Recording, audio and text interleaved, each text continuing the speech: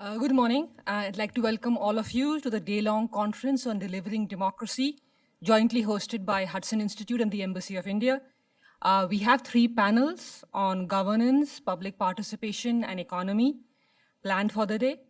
We have a galaxy of speakers from Washington, D.C., as well as from India. I would like to now invite Ambassador Santosh Jha, Deputy Chief of Mission at the Embassy, to deliver the keynote. Thank you, Ambassador.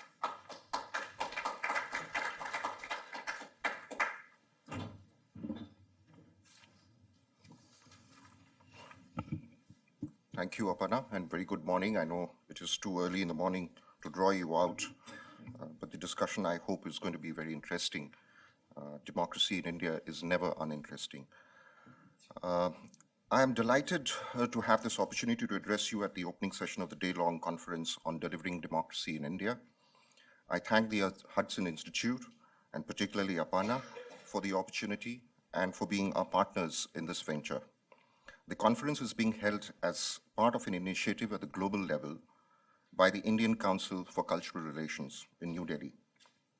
I'd also like to thank those present here today, especially the eminent experts who would be taking part in panel discussions later today, and in particular those who have traveled from India, and we don't have them yet, but we'll have them in a few minutes to take part in this conference.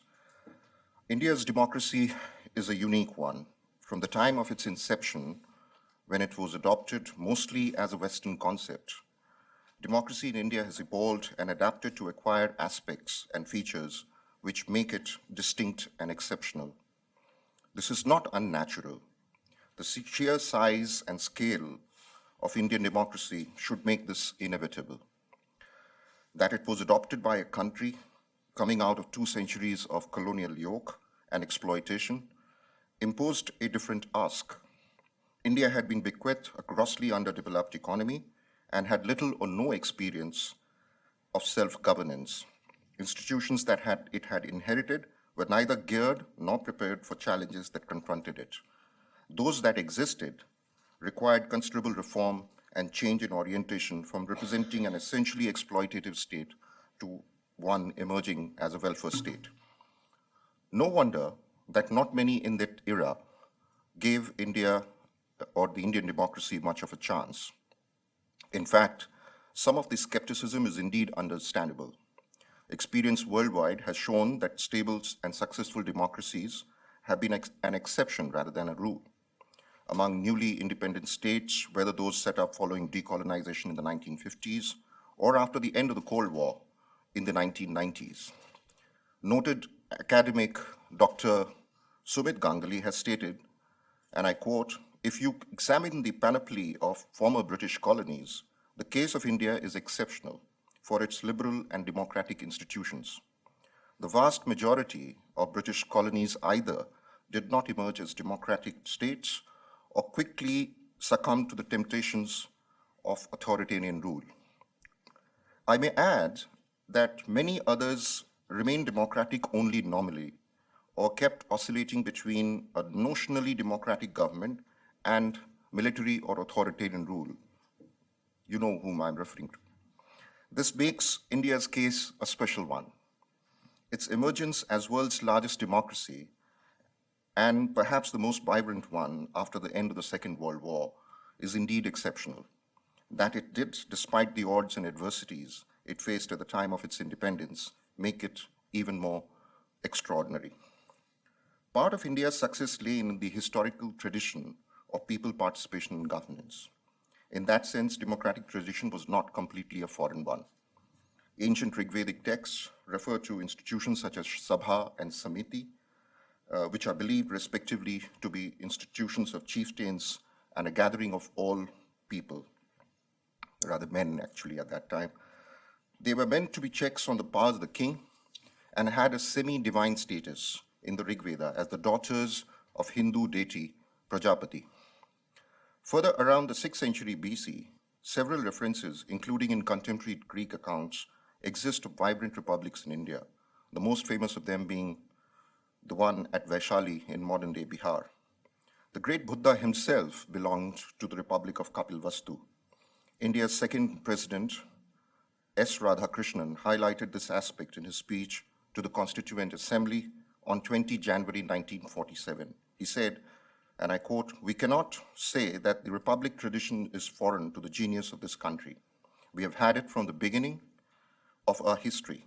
When a few merchants from north went down to the south, one of the princes of Deccan asked the question, 'Who is your king?' The answer was, 'Some of us are governed by assemblies, some of us by kings.'"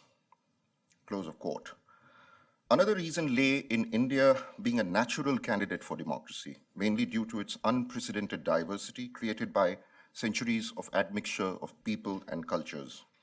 This made India the original melting pot of immigrants. It instilled a long-standing tradition of tolerance and liberalism in India. These were reflected in India's syncretic philosophical traditions of Buddhism, the Bhakti movement, and the Sufi traditions. They were manifest also in the temporal actions of its great emperors, such as Ashoka, who came up with the principles of Dhamma, and Akbar, who gave the concept of Sulh-e-Kul and Tawhid-e-Ilahi, both seeking harmony and tolerance among highly diverse groups of their subjects. Many of their ideas remain integral to present-day India. The Gandhian freedom struggle, too, with emphasis on satyagraha, ahimsa, and non-violence, further reinforced this tradition of harmony, tolerance, and accommodation.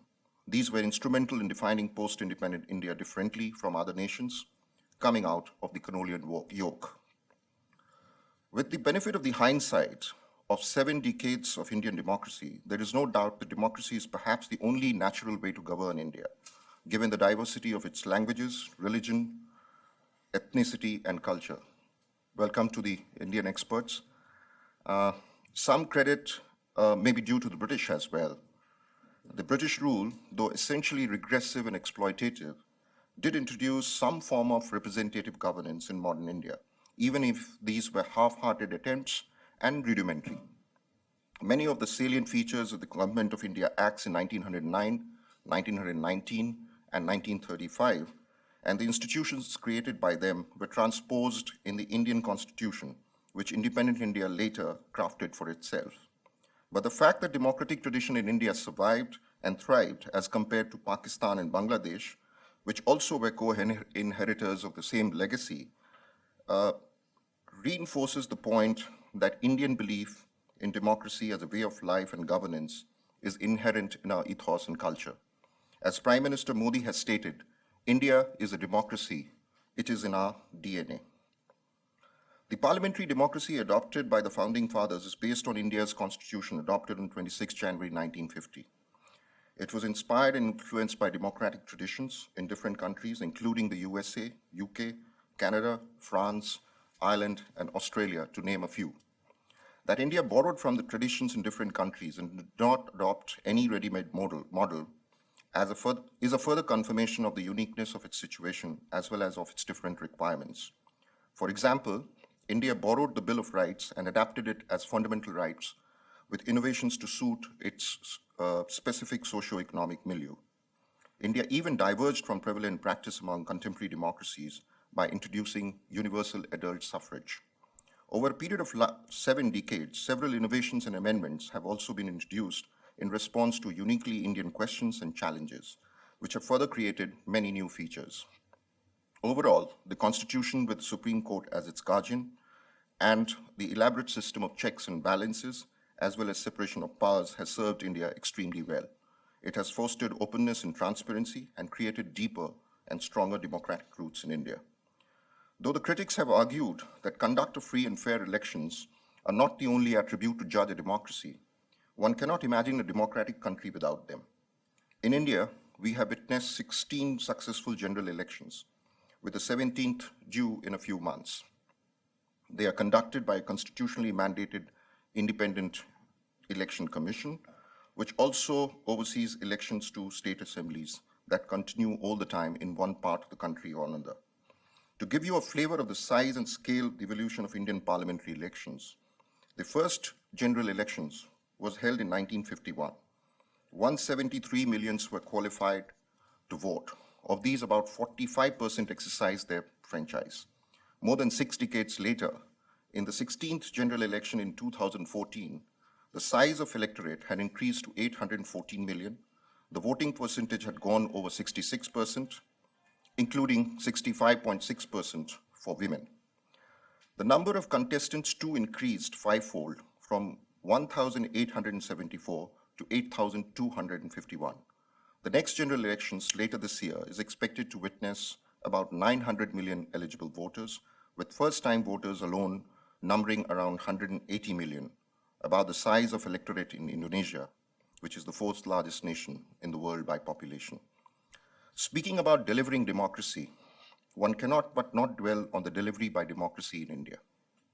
This aspect would, of course, be the focus of deliberations all day today, but let me also touch upon them briefly.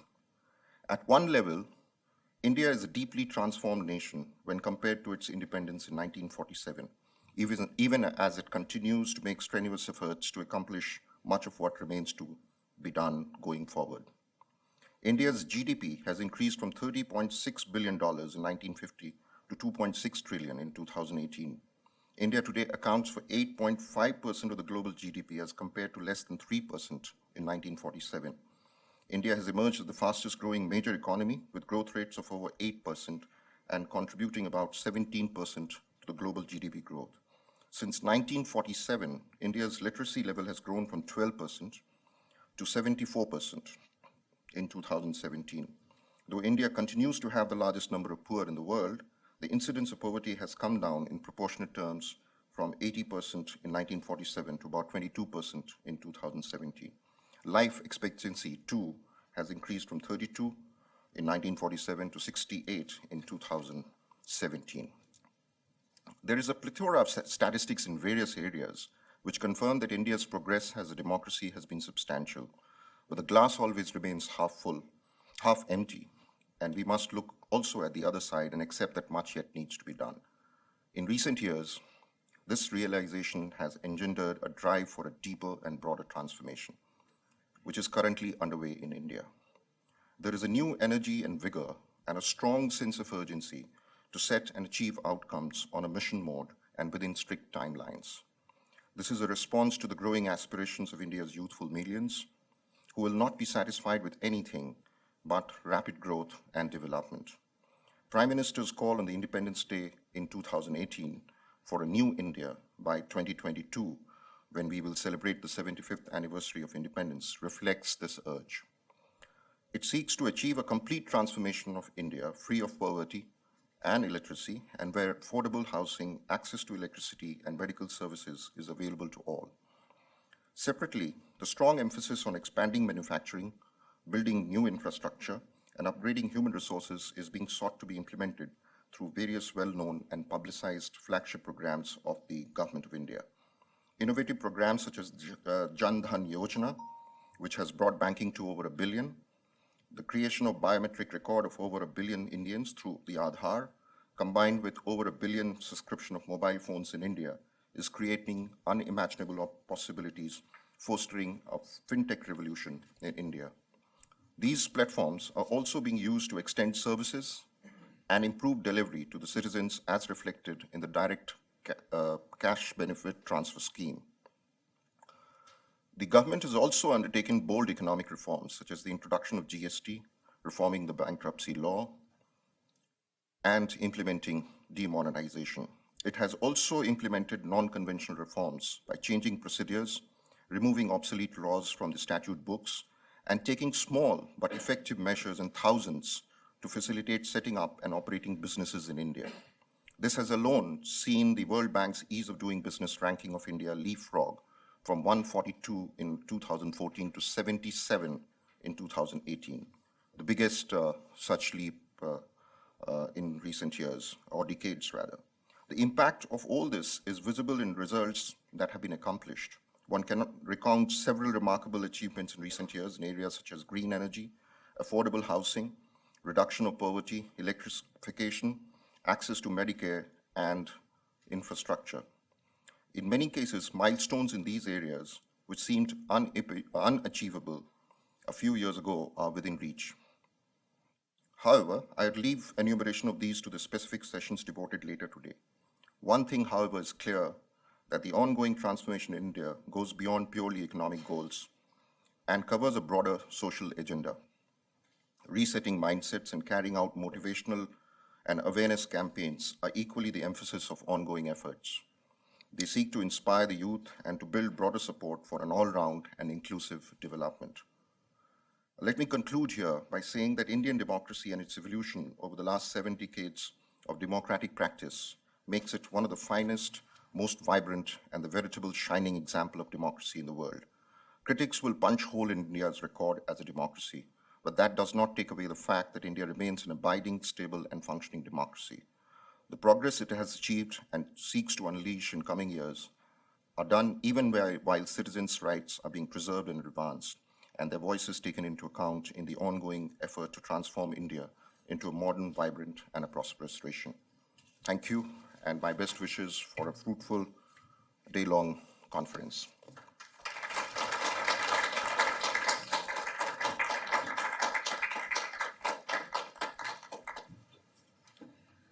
Thank you, Ambassador. I'd now like to invite the first panel, Tom Duesenberg, Rick Rosso, and Mr. Bhalla to come to the stage.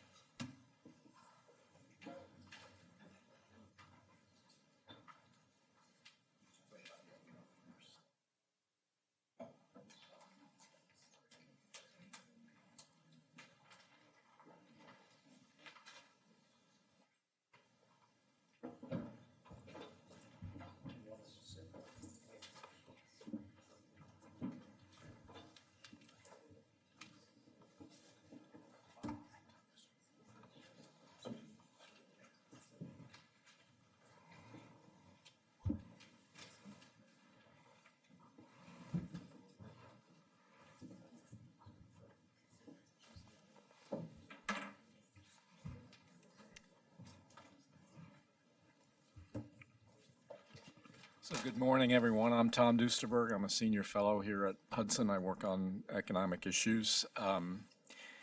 We are going to focus on economic transformation of India and its relation to democracy. There's been rapid change, as the ambassador mentioned in his open remarks, in recent years. India, as he noted, is the fastest growing large economy in the world, having overtaken China. There's been a movement to dismantle some of the old central planning apparatus in India. There's been a movement to try to develop the manufacturing sector more fully. There's been tax reform. There's been internal reform on things like bankruptcy law. Communications infrastructure has been flourishing, growing as rapidly as any place in the world, connecting India, both urban and rural, to the national and to the global economy. We have two distinguished guests who are going to lead our discussion. We're going to start with Rick Rosso. He's a senior advisor, and he has the Wadhwani Chair in U.S.-India Policy Studies at the Center for Strategic and International Studies. He endeavors to frame and shape policies to promote greater business and economic engagement between the United States and India, and he's been at this for a good number of years. He was the Deputy Director of the U.S.-India Business Council. He was in the private sector with the New York Life Insurance Company, focusing on international government affairs and especially on India. He worked at McClarty Associates as a director for South Asia.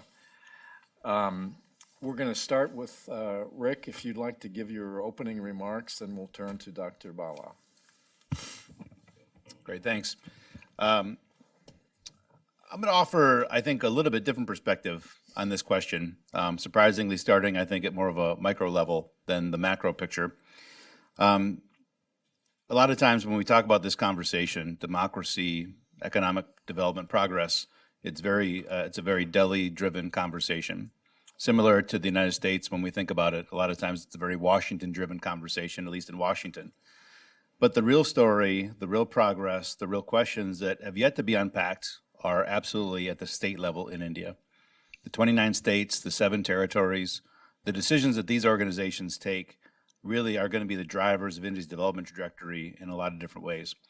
And that's something that we at my program and through my experience in the private sector have spent a lot of time studying and trying to get my head around. Still not there, but I'll at least offer what little I've learned, and any questions that are left hanging, Arnish can figure out and share with you after the fact. So he's been a great guru to me here in town as well as we try to build this out.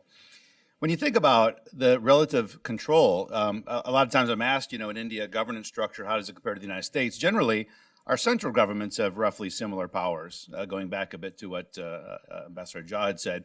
India's central government looks at national security and defense and trade relations and industries that are heavily regulated, very similar to the United States.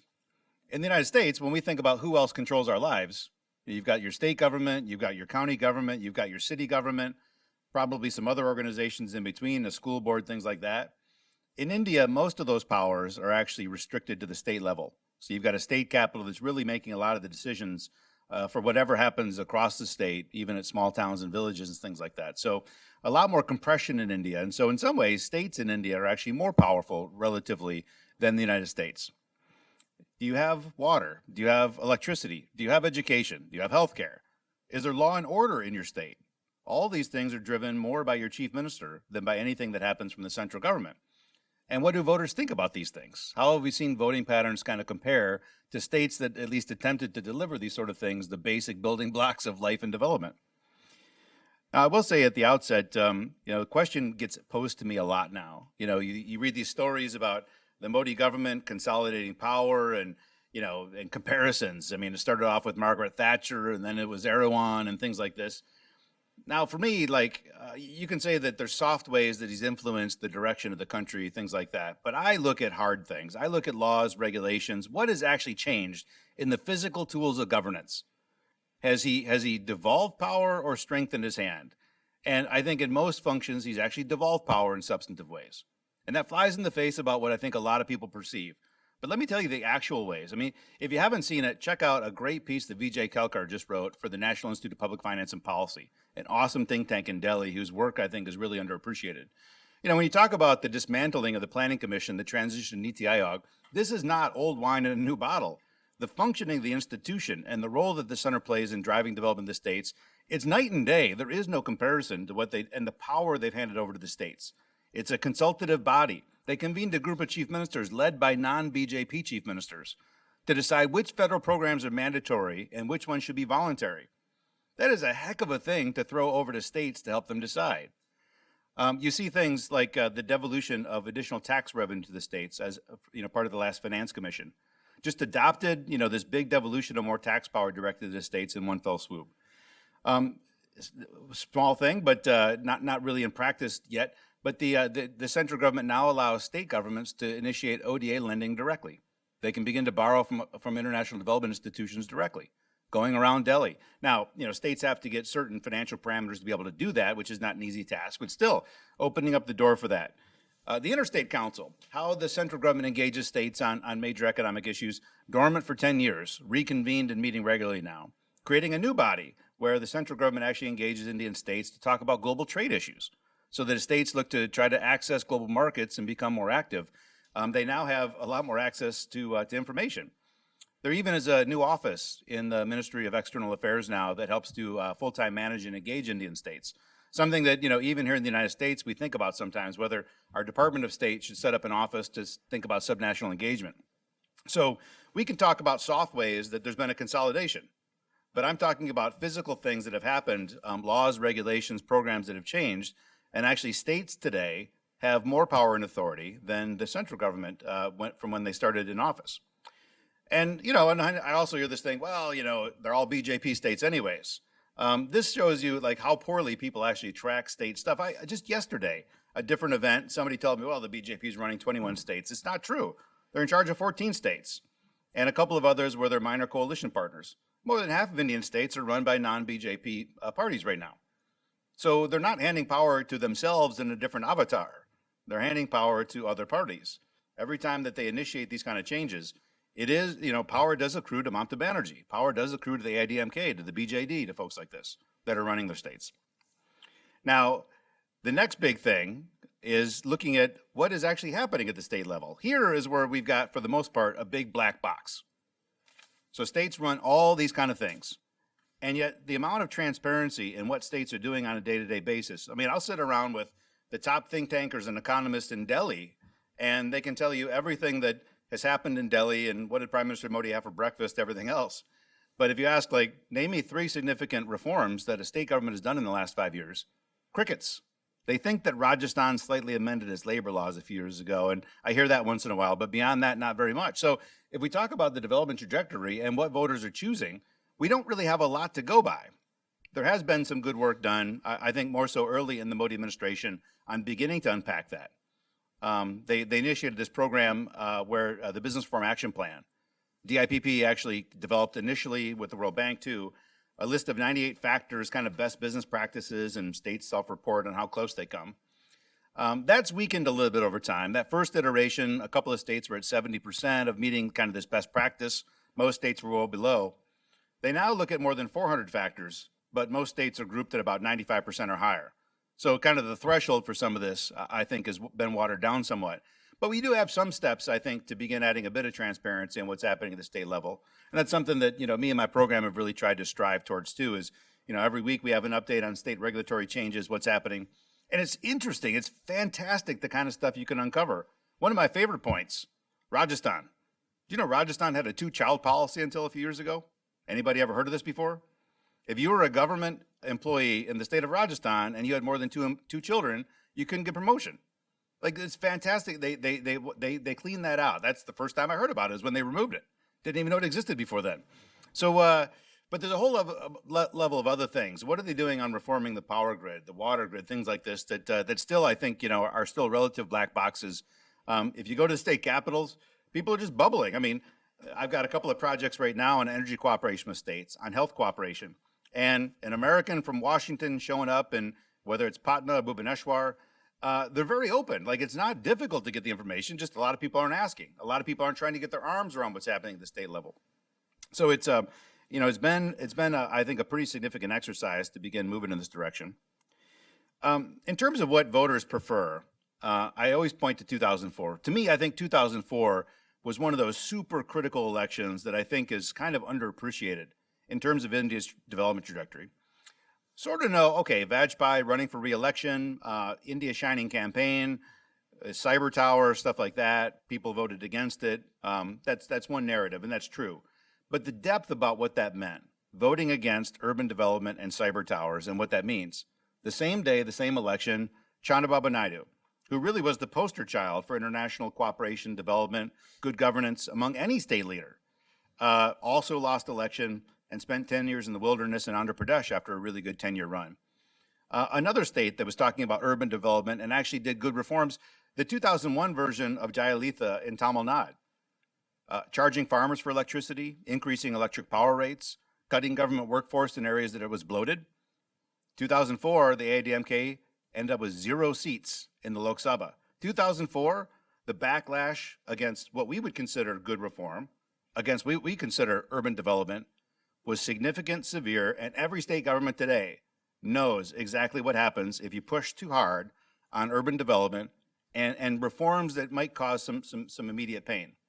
So 2004 to me, still kind of lingers out there as something that we think. Another angle to look at this too is demonetization. I think demonetization today, it's being combated in the press all the time as what was the relative benefit on the Indian economy? Was it a good economic move, a bad economic move? And it's the wrong question. It was not primarily an economic move. It's one where the people thought the fat cats were bilking the system, et cetera. And whether or not it was a successful thing, just look at what happened in the election in Uttar Pradesh just a few months later. The BJP won more seats than any party had ever won, at least since Uttarakhand was carved off. Thinking about delivering these kind of things at the local level and what it means for economic growth and stimulation, it is more about what do voters perceive as the needs they've got right there. How do you feed what the voters think and care about? We don't yet see, by and large, voters choosing at the state level to vote for pro-growth leaders. For leaders that are, I mean, I would say like Vasundhara Raje and the things that we saw in Rajasthan. She was among all Indian state leaders, maybe except for Andhra and Telangana, the most reform-oriented. The first one to take a real stab at major amendments to India's intrusive labor laws. She privatized part of the healthcare system to the younger brother of the Wadhwani that funds part of my program, the Wish Foundation, and the work they're doing on rural healthcare delivery. She privatized some of the worst performing electric power grids to CESC, and I think Tata has one of them as well. Really interesting, phenomenal stuff that they've been doing in Rajasthan. Boom, she's out. You've seen that with a lot of other state leaders too. The states that the BJP just lost, all of them ranked in the top 8 in terms of the Indian government's business reform action plan. They did reforms, they tried to create a functioning economy, but that doesn't really resonate necessarily with voters. So you don't yet see voters really kind of choosing leaders that are making good economic reforms. So the question is, what do voters go for? Well, that still also is a very difficult question to answer. You've seen leaders that throw out all the money they can. You know, the AIDMK giving away gold necklaces and things like that. And Tamil Nadu has only one time in 40 years have they reelected a state government. You know, states that have relatively high development indicators, Goa and Kerala. You know, Goa, for the first time in 30 years, reelected a state government. Kerala has never reelected a state government. States that have relatively low indicators, Bihar. You know, Bihar, they've got a 3-term incumbent chief minister. Odisha, 4-term incumbent chief minister. Madhya Pradesh had 3-term until he lost. So is it about human development indicators? Well, clearly not, because those that have the highest human development indicators are the most unstable in terms of elections right now. So what I will say on this, you know, smart handouts, we hope that they gravitate towards. And I think this is some of the programs you see Prime Minister Modi doing. Handing out gold chains, nobody can look at that and support it. Delivering cooking gas cylinders. Again, one of the things that the BJP pretty sure helped it win the Uttar Pradesh state election. I mean, considering, giveaways, like as a free market guy, like giveaways, you don't really appreciate that. But if what they're replacing is cooking dung that's polluting the indoor home and really hurting their kids, if moving to cooking gas cylinders helps that, that's a good step forward. Delivering electric power for the first time in every village, moving it to every home, the banks, you know, as Ambassador Jod mentioned. Giveaways like this, if it has a deep inherent social good and it wins votes, you know, all for it. If it's gold chains and TVs and things like that, you know, that's the kind of dangerous side. And similarly, the dramatic heavy subsidies that you continue to see on electric power and water. These to me are the 2 factors that drag state governments back. Any state government that has attempted deep reforms, with the exception in the power sector of Modi and Gujarat, that's tried deep power reforms has been voted out of office the next election every single time that I've seen deep reforms. Water barely even tried so far. So getting these kind of things right still lies on the horizon. You know, 80% of water goes to flood irrigation from farming across India. So these are tricky things to kind of deal with. There is a huge impact. Why should we care about these things? There is a huge impact on everybody in this room right now about voter decisions in a small village in Odisha. When we think about climate change, and Prime Minister Modi, I think really the most politically courageous step that he's taken in terms of economic issues since coming to office is this 175 gig renewable target. It is expensive to build renewables. Even if you read these auction prices that are hitting prices that are below coal, that doesn't give you the full cost about renewable power because you need battery backup, you need alternative mud because the wind doesn't always blow and the sun doesn't always shine. It's expensive. The grids are broke and it's expensive and they're still trying to hit this incredible target. States ultimately decide what goes in the grid. And states are the ones that are on the hook to try to meet these sub-targets on wind and solar and biogas. And so what happens in Patna and Bhubaneswar in terms of their ability to have a functioning power grid? What do voters care about in terms of electric power reform? What happens in those places decides whether the state can meet its sub-obligation, whether can India meet this national obligation, and whether we manage to keep climate change within a reasonable change over the next coming years. So these things I'm telling you about right now, voter preferences and what they choose, and what it means for good governance at the state level, Patna is more important than Paris on climate change, and nobody's paying attention, or at least not as much attention as they should. So as we think about governance, voter preferences, and economic reforms, This is the lens that I think everybody needs to pay a little bit more attention to. 29 states, it's not easy. It's a lot to manage. So let's just take the top 10 states. And at least if everybody in this room, I don't have necessarily a silver lining. I have a call to action for everybody in this room, which is do pay more attention to what's happening at the state level. You know, dig in a little bit deeper, look for primary information, and let that be the guide in terms of where India's development trajectory is headed. It's not only about Delhi. Delhi has a big impact because one step in Delhi can impact everything. But what happens in all these state capitals and voter preferences and who they vote into office has a much bigger impact on India's overall development trajectory. So I'll leave it at that, Tom. Okay, a lot of food for thought there, and we're going to return to some of these issues and the implications of localization and the power of devolving, as you said, to local areas. But first, we're going to hear from one of our guests from India, Dr. Sergey Bala, who is the chairman of Oxis Research and Investment, and he serves on the advisory board for the Observatory Group, which is a New York-based macroeconomic policy advisory firm. Dr. Bala has had a very distinguished career in think tanks, including the Brookings Institution, the Rand Corporation. He served on Wall Street with Deutsche Bank, Goldman Sachs. He's a consultant to Warburg Pincus. He's worked in the research and treasury departments of the World Bank. He's a prolific author. He's written over 1,300 articles in Indian newspapers, magazines. He's written 3 books. He's had the courage to take on David Landis and others who have endeavored to explain the economic history of the world with a 2017 book, The New Wealth of Nations. So we're honored to have you here with us and look forward to your remarks. Thank you very much, and thank you very much for inviting me to this. You know, I've heard Richard for the very first time today, and it's uncanny. We didn't coordinate, but you will see that a lot of what you've said certainly resonates both with me and my research. Let me start off with, and I will try and provide explanations for the political economy. I am finishing a book called Citizen Raj, Indian Elections from 1952 to 2019. So I have more than a casual interest in the elections. And I want to be right. I've also done a lot of polling, et cetera. But we'll come to that later.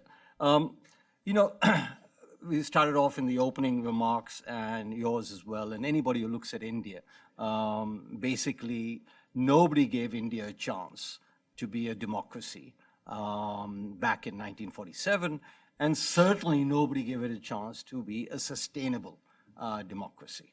And we have sustained, and it's very rich and very vibrant. So what are the reasons? Why was everybody so skeptical? Well, it turns out that if you look at the historical record of democracies in the world, and obviously I'm not talking about the developed world, but including the US, basically, if you were ruled by the British, you had a 70% chance of starting off as a democracy. 70%. If you were colonized by the British, and coincidentally, same thing with this democracy.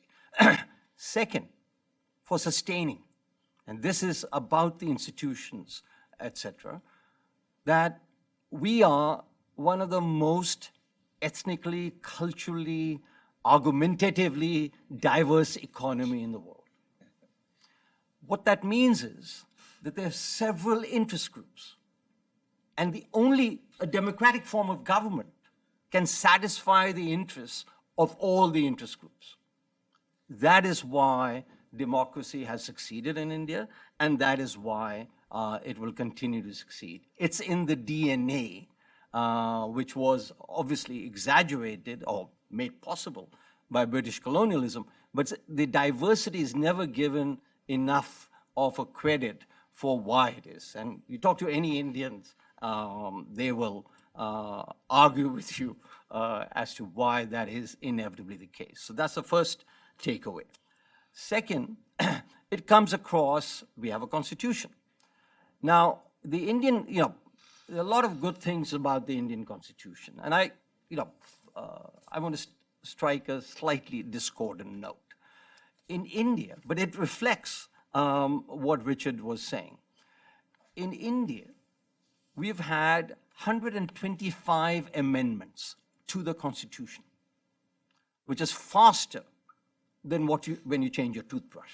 Think about it. I think in the US it's like 14 or something like that over a much longer time period. But that's the diversity, etc. And the Constitution is all about state rights and the right of the state, not individual rights, which is, in my view, a big tragedy. But that is what the Indian democracy is about and why we have the problems that we do and why we succeed in the way that we do.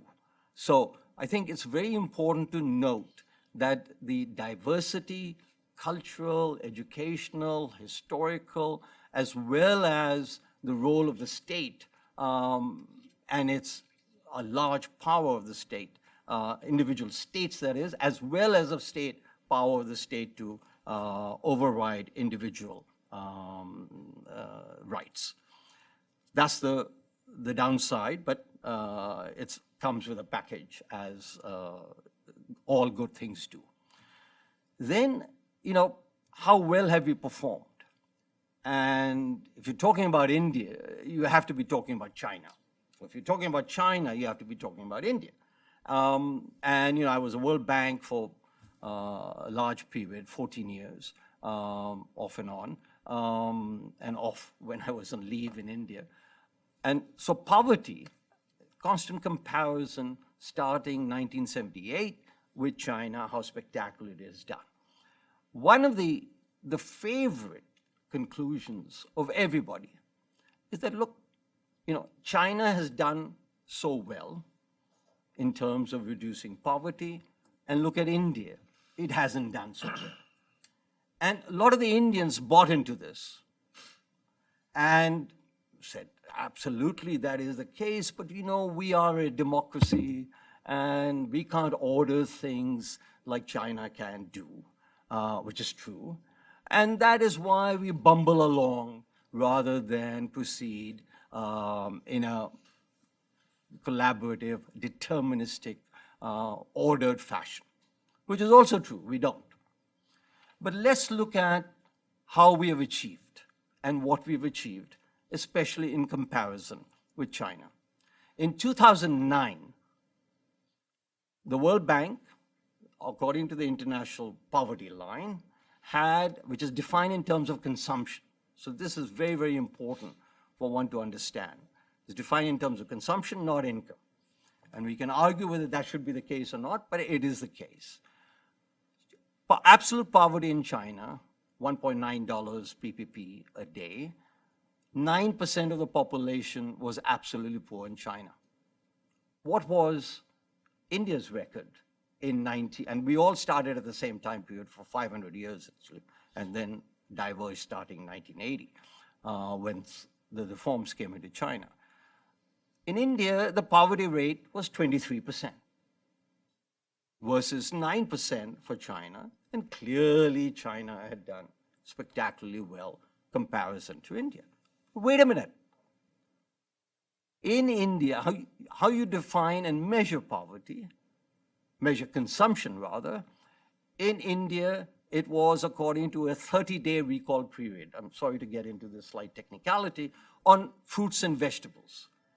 Whereas everybody in the world, including Angus Deaton, Nobel Prize winner, said that basically food recall is very problematic, and therefore it should be on a 7-day basis. Well, they listened, and in 2009 and 2011, once you do the 7-day basis, poverty in India in 2011-12, with only fruits and vegetables, now being asked on a 7-day basis, poverty in India was 12%. Poverty in China, 9%, not much difference. But don't tell the World Bank that, because, their raison d'etre might go away, and so on and so forth. But, these are the things, and that's what I want to come to next, as to how the survival of certain institutions, etc., often depends on where you're standing and your interpretation. It's the Rashomon effect, and which we all suffer from. So I want to get to now 2 or 3 elements about the present Indian situation, and you'll see that the seeds of it are back in our past and back in everybody else's past. What I see happening in India today, and it started in 2014, and it very definitely concerns Mr. Modi, is that we are having a major transformation. One example of that transformation is that Indians no longer give the excuse, and this is through Modi, no longer give the excuse that we are a democracy, so we can't do well. Now the refrain is, if China can do it, so can we. And that's very important to understand. But how are we going to accelerate our growth path and have, much talked about subject, is there inclusive growth? Once the jury, or once the research is out, once the historians get their due place in history, it will turn out that these last 5 years under Modi have been the most inclusive ever in any country. You mentioned the cooking gas cylinders. You mentioned healthcare being brought in, though it was only brought in September. There is the whole story about toilets being built, about houses being built for the poor, and the benefits of the poor are really enormous. They have never experienced this before, so much so that in my analysis of the elections, etc., I'm saying this is the evolution of rising expectations now in India. The poor, some of the poor, do not get the benefits. They see the neighbors getting the benefits. And they have to make then the decision that, is it the case that all turns, everybody will get a turn, or is it the case of impatience? But the impatience can't come in unless there is a genuine change in expectations. And the whole story about targeting this administration has been very, very particular about targeting women as the beneficiaries. And, there was a 4th anniversary of Modi's tenure in May of this year. And this is an official picture, not video, that the BJP, the ruling party, put out about the achievements of the BJP administration, about the Modi administration. And you should see that. That should be the quiet scene. 80% of the visuals of human beings that are shown in there are women. Little child, grown-up woman, elderly woman, you name it. The men are not there too much to be seen. So this is, whoever is planning, whoever is doing a video is really, and the toilets, for example, which is, in India until Mr. Modi in 2014 spoke from the ramparts about this, the major problem in India in terms of the poor and sanitation. It was something we didn't talk about. And he spoke about it from the ramparts of the Red Fort. And it no longer is now a taboo subject. It's openly discussed, and there is large improvement. Most of the beneficiaries are women. They are the ones who are using it, and the men still go out in the fields and maybe do that. But that comes up with the following. So I think, and we come up, you're absolutely right about the 2004 election, that he was a big reformer, Vajpayee, and so was Narasimha Rao, a big reformer. In 91, he brought out the reforms and lost the elections in 1996. Why does that happen? And it may happen yet again in a couple of months. If you reform, by definition, look at the word reform. You're changing. You're hurting somebody. And people who get hurt don't like it. So who is being hurt by demonetization? So I've got a perfect test for you for identifying who is going to vote against Modi and who's going to vote for Modi. But let's do the voting against. If you are now paying more taxes, not because the tax rates have gone up, but compliance, that's where demonetization comes in. That's where GST comes in. You are really offended. And you've lost income. It's very natural for you to go ahead and say, I don't like Modi. Last bit I want to end is, the Indians are a very modest lot. And, we may be argumentative, but we're very, very modest. We don't like to claim credit for our inventions. Now, all you guys think, as well as,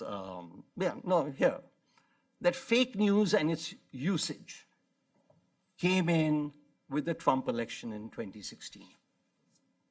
That became a large part of the political discourse and using that as a, if you will, instrument for winning elections. Well, I've got news for you. The news is we invented it in 2014. Not in the election time, but post the election time. The only way that the Congress opposition, and they won only 44 seats, down from 206. So the spectacular decline of the Congress in 2014 made it imperative that if they wanted a chance to get back to power, they have to come out with the news that Modi is no different except it's UPA with a cow. Systematically review the data, and I do document it in my book. Just review the data from GDP growth rates, institutions falling apart, you mentioned some of them, etc., right? And you have a very correct measure of how do you find out whether he's actually devolving more to the states or increasing. The great devolution to the states in terms of power, in terms of rights, has happened under this administration. But read any English media paper, especially all the foreign papers, they're all the same elite. It's the battle of the elites. Very few countries, US is a very, very old history, economy, developed country. You guys went through this, God knows when. We are going through it today. There is the old established elite, and there is the new elite. Think of it as the following. They are the old professionals, and we have the new amateurs. The amateurs have only had 5 years of experience to fight the battle. Whereas, so therefore, their usage of the media, their manipulation of the media, pales in comparison with what the Congress has been able to achieve. And there comes in the story, which is coming. You don't hear about these things. You only hear that the toilets haven't worked because they'll show you a picture of a toilet being used to store grain somewhere, or the GDP growth, it has to be low because these guys have cows in there messing up their GDP data, and various other things. So I'm not, maybe it can come up in the discussion, but really to interpret India right now, what's happening, keep in mind the use, and it's only the challenger who benefits from using fake news. The incumbent doesn't. The incumbent has a lot more to lose. But the challenger has everything to gain. So think fake news, number one. Think reforms, stepping on toes, number two. Think demonetization, number three. And think the bottom 70% versus the top 30%. That's the battle. This election I call in my book a dream election to forecast. It's a very difficult. If you get it right, you're king. If you get it wrong, we all get elections wrong. But this is really the most fascinating election. And I've followed US elections forever. And I've followed Indian elections and British elections and Sri Lankan elections and Pakistani elections and Bangladeshi elections. Europe, etc., they're not much interesting. Australia is interesting. They change every time, so forget it. But really, if you are a political junkie, you really have to get involved in following this election and seeing where it comes out. Thank you.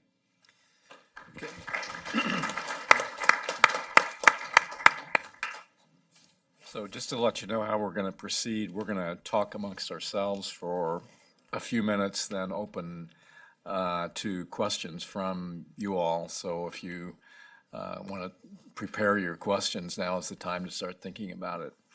I'd like to bore in just a little bit on a couple of things with the general theme of India has been changing. It is a growth economy. Are some of the forces that you both have talked about going to accelerate the rate of economic growth, or are they an impediment to economic growth? And let me start with Rick. In 2017, I think the Modi government instituted a plan. I think it was called Make in India, to grow the size of the manufacturing sector in India.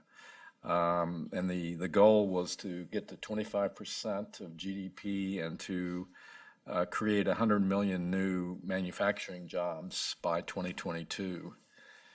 Rick, you emphasized the continuing power of states and even devolution of even more power to the states.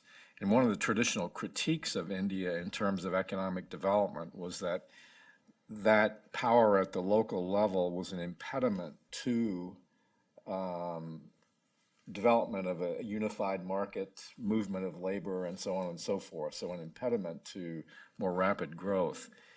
This is especially true when you're looking at the manufacturing sector, which depends to a large extent on economies of scale and scope.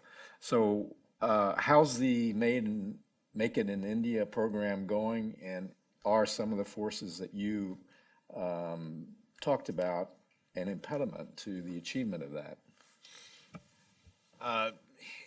Something that Sergey kind of mentioned, that reforms, take a while to gestate and often cause a bit of short-term pain. Vajpayee was a reformer all throughout his tenure, and some of the biggest, India's biggest reform ever by far, New Telecom Policy 99. It triggered the explosion of two sectors simultaneously, but they became two of the largest, fastest growing sectors in India. The telecom sector, obviously, but also the IT services sector. The Golden Quadrilateral Highway System, the insurance reforms, but all these things took a while to gestate. So, when I think about the question you posed, what are the seeds that Modi planted? Because unfortunately, the roots of those things that Vajpayee planted only sprouted after he was voted out of office. The time he left office, India's growth rate had crawled up to 6%.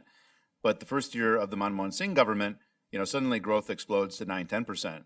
And a lot of that, again, if you open up the insurance sector, the sector that I worked in, you need to get licensed. You need to build products. You need to hire staff. You need to get agents out there. You need to sell some stuff. It takes years for a new industry and a new opportunity to really begin, building up bulk. Make in India, so far, they've done some things around the edges, and the tools the central government can do.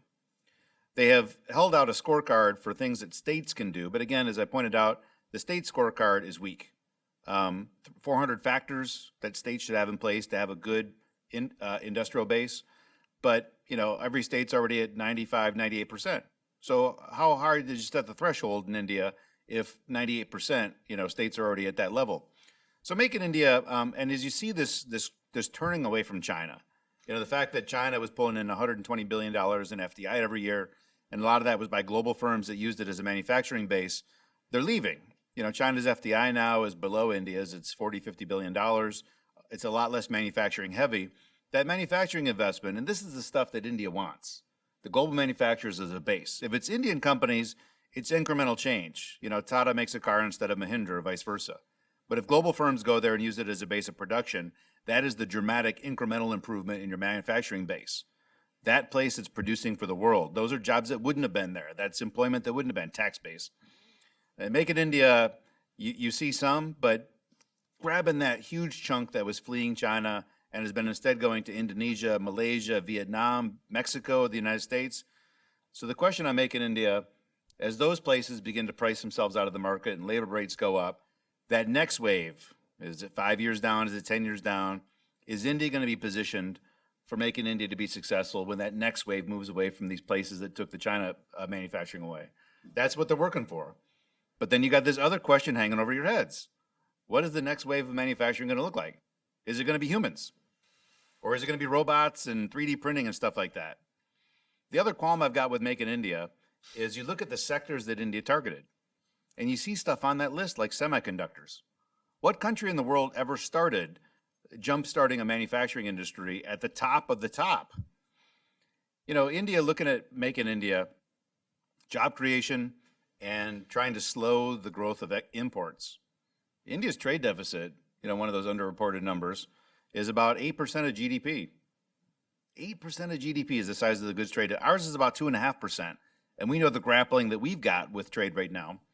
So as India looked at Make in India, slow imports, export more, offset the trade balance, and job creation. Semiconductors do not create a lot of jobs. Humans do not knit together semiconductors. You know, so some of the sectors they aim for in Make in India too, you know, without an ecosystem of manufacturing, you know, without reliable electricity.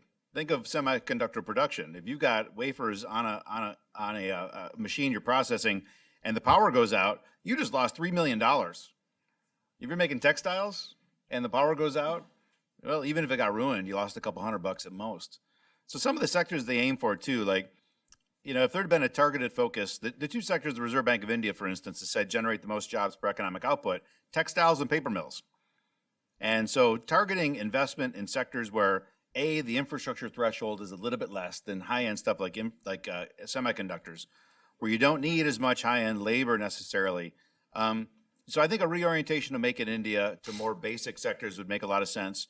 Positioning India for the next wave as it flees these countries that have attracted some of the non-China manufacturing. But some of the seeds that Modi's planted in areas like oil and gas development and coal, like those have yet to take root. So that's kind of what I look at in Make in India. Good idea. States have to do more, reorient the sectors a little bit. Infrastructure development is going to be critical for that.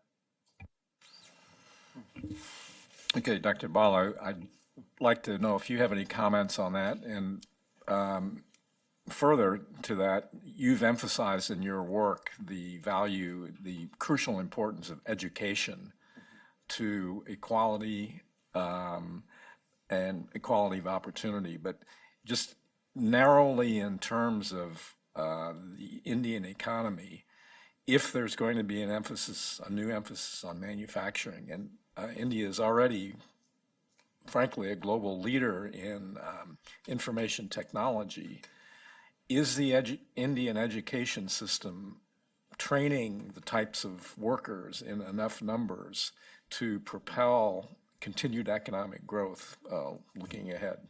You know, all the questions are related. You know, I went back in 1996 and started producing this result, which you and your research assistant can reproduce in 5 minutes. So you do the following. You look at the value added in industry or manufacturing for every country. World Bank data has it. And you do a continuous 10-year average, rolling 10-year average, right? So 1960 to 1970, 61 to 71, 62 to 61. What is the highest India's ever achieved? 7.1. And that was in the 2000s. And look at every other country in the world, Vanuatu, Kiribati, China, etc. It's all 12, 13, 14, 15%. One of the biggest drawbacks of the Indian economy is the Fabian socialist mindset we inherited or we were gifted by Jawaharlal Nehru and the Congress Party. Labor laws, I mean, you can't hire people, you can't fire people before getting permission from the government, etc. I mean, whoever thinks of these things, but yet they are. And the eco and the system is such. Who are the people who still want the labor laws in there? There is the Sonia Gandhi wing of the Congress Party. There's the Communist Party of India. And there is the RSS, which is the very close parent body of the BJP. These are the guys. These are the forces. Again, look no further than who gets hurt by reforms. So I think we missed the boat a lot. One interesting thing, and you very correctly mentioned, in 2010-11, the big story was China is vacating and we can come in and take the space. So even much before Modi was there and Make in India. Basically, the conclusion is that the Make in India has inherent structural problems. And until we solve those problems, nothing is going to happen. So 2010-11, and yeah, I'm coming to one of the structural problems. I mentioned labor. 2010-11, basically textile industry, and you find out that Bangladesh and Vietnam have eaten our lunch. But what were we doing? The World Bank publishes the fantastic Ease of Doing Business Index. One of the Ease of Doing Business indices, chapter 7 in there, has various taxes. In India, an Indian firm pays or retains only 40% of its earnings. That is, after payment for Social Security, labor, and taxes. Bangladesh, Vietnam, most of the East Asian economies, most of the successful economies are in the 60-65% range. And then we have Indians coming out and saying, okay, maybe we should change the exchange rate, etc. Nothing. It's the tax rate that needs to change. We are basically heavily taxed in terms of the firms who produce jobs. So until we change the labor laws and until we change taxation laws, nothing's going to happen as far as Make in India. Coming to education, that is the big revolution. Now, I remember in 1980, I was here in the US, and the big talk was, Johnny goes to school, but Johnny cannot read. So today it is Sita goes to school and Sita cannot read. So whenever you have a huge expansion in education, and this is the internal demand, this is a demand by kids, by parents who want their kids, etc., to be educated so they can improve in life. They are demanding, and there has been a big expansion in education and correspondingly a large decline. I wouldn't say a decline, but certainly not much improvement in quality. So I think that is the other, that's both an asset. The aspiring middle class is a huge asset for bringing about change. So the first change that was brought about in India in terms of education is that you didn't go to the public school, right? Public meaning government-owned school right across the street. You went to a little one-room place where you sat on the floor and there was a private school. And you paid, I remember in 2005 in Bihar, you paid 50 rupees for 1 month, which is $1 for a month, rather than getting it free. For poor people, that's a hell of a lot of money. Yet they preferred that because there's a complete lack of delivery. We have done more in the name of the poor programs than anybody in the world. And I'll just give you an example, and the education is yet another example of that.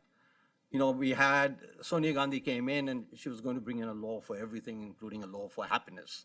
And, to make sure that we enforced happiness, she didn't get elected. But what are the laws she brought in? The Food Security Act. The Food Security Act means for 75% of the people, you got through the ration shop rice and wheat at 1 and 2 rupees a kilo. Okay? Figure out nothing. So it has to be financed. It has to be financed by the state. The state is spending today about 1% of GDP on financing this. Half of the food that is 0.5% of GDP disappears into thin air. It doesn't really disappear into thin air, it goes into people's pockets. That's the interest group that is really objecting. We want to bring about direct benefit transfers, and the government has been somewhat successful. The people opposing the direct benefit transfers, two sets of people. First, the bureaucrats, the middlemen, the firms, the mills who get this wheat and rice from the shops. 50% disappears. Who is the second? Left intellectuals. They lose their power. They lose their influence.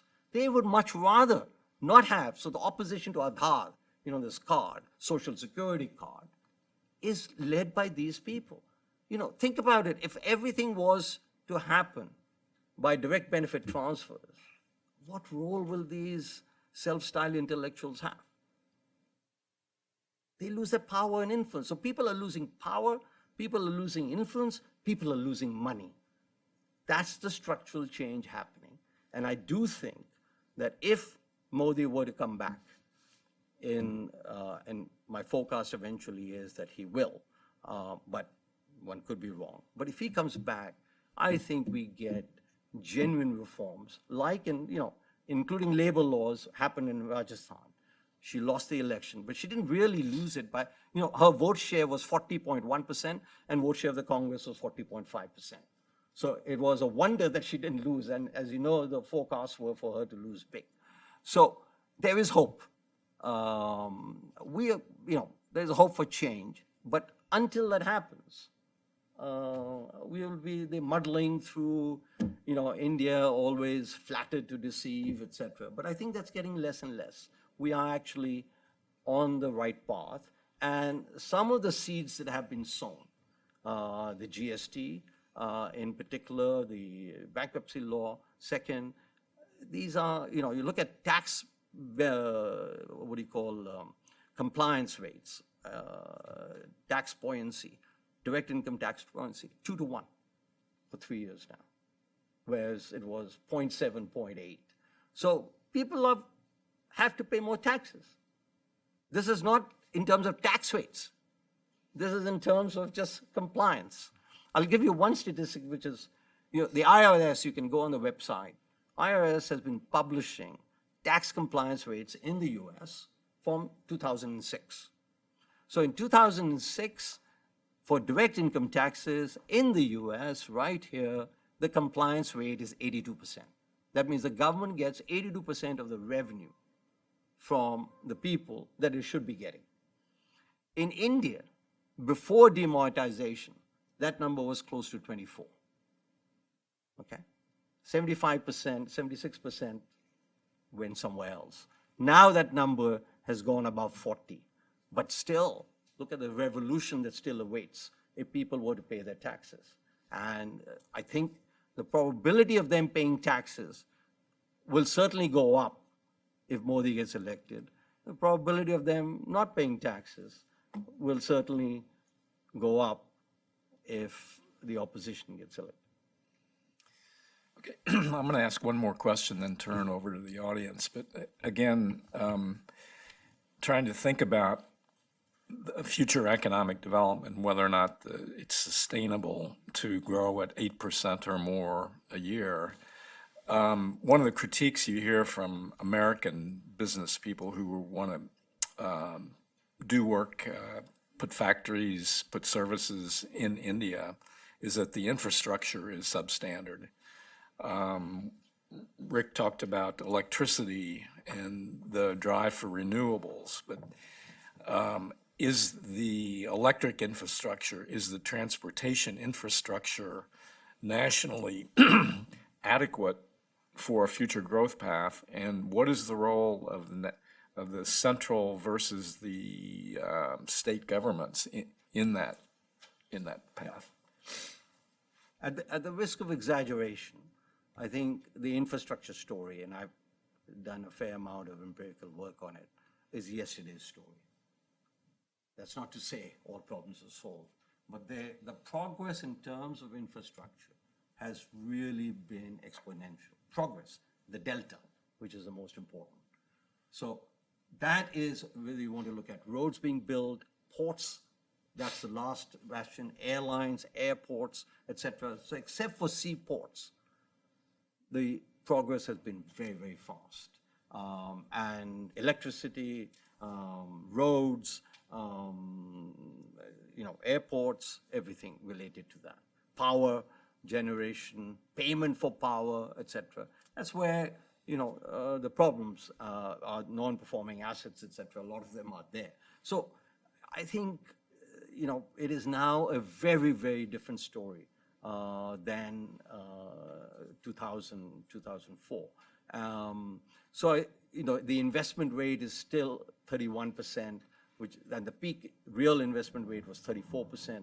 We are investing at the rate of 31% on a continuous basis for the last 14 years. So that is, I think, is now the next generation of reforms, taxation as well as labor laws. Those are the tough nuts, but this government is clearly wants to move in that direction. Rick, would you like to comment?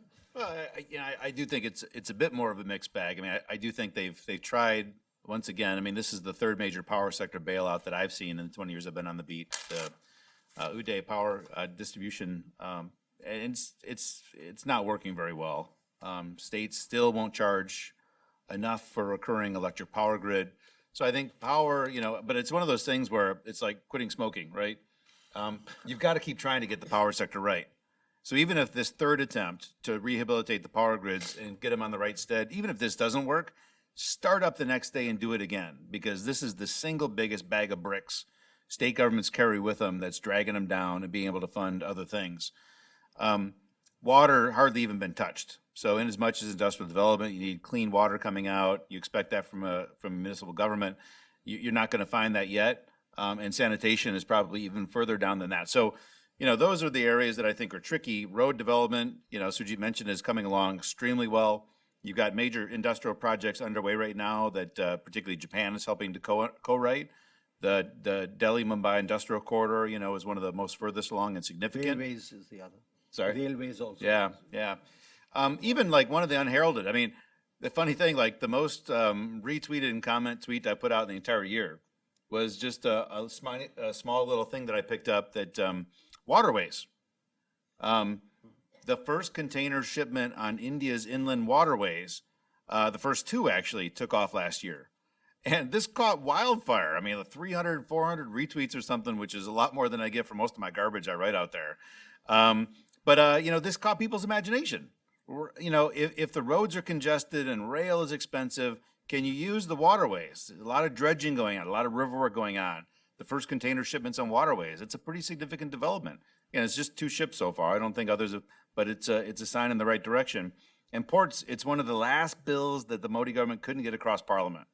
So India, you got 2 types of ports. You got major ports that are run by the central government. You got minor ports where there's a lot of local flexibility.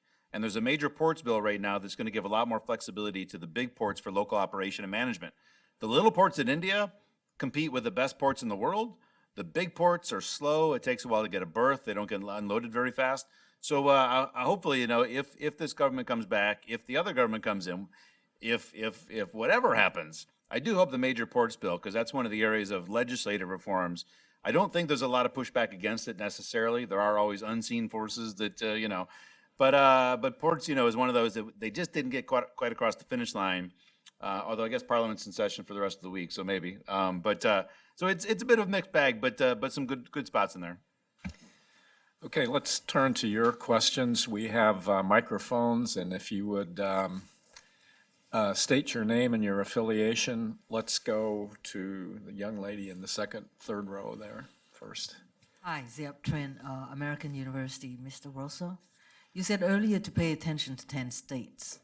What are those states? And in terms of democracy and economy, why are they important?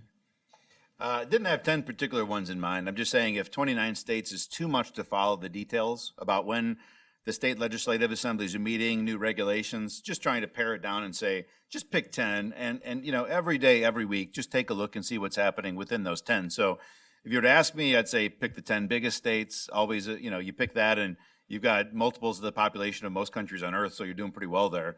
Uttar Pradesh, 200 million people, Maharashtra, 130 million, Bihar, 100 million, West Bengal, 85 million. I mean, start with the big ones, and you've got countries unto themselves. But what to look for, I mean, are they going to be able to rehabilitate their electric power grid?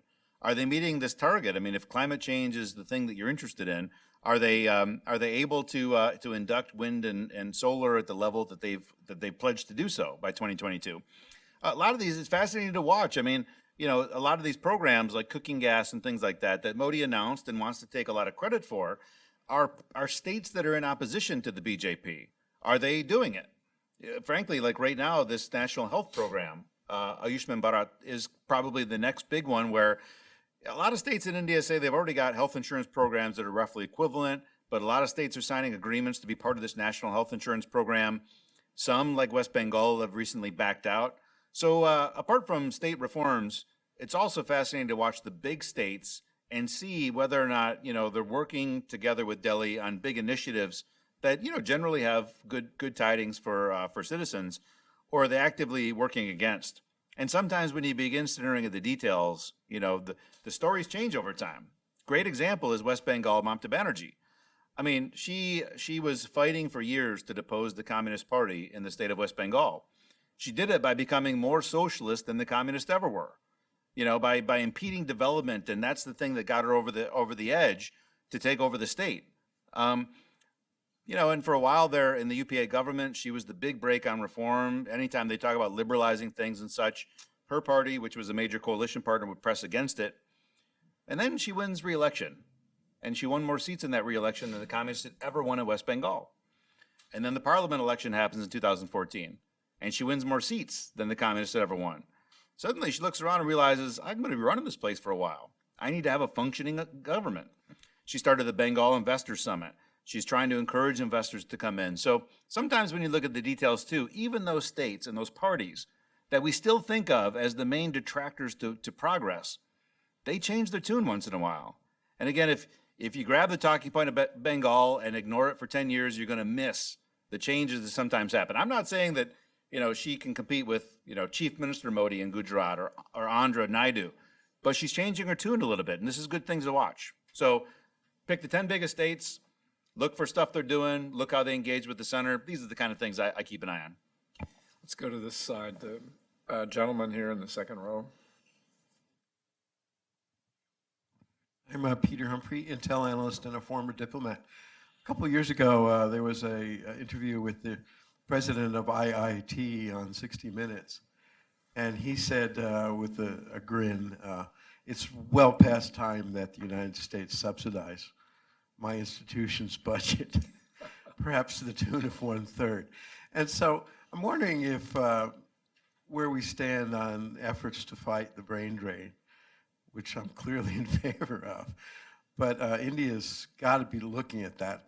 And secondly, one of India's great strengths, the evolving robotics industry, would seem to be a nail in its coffin too. So how do we balance those? So what was the second industry now? Robotics. Robotics. Okay. Yeah. Okay, let me take both in sequence. The brain drain thing is over.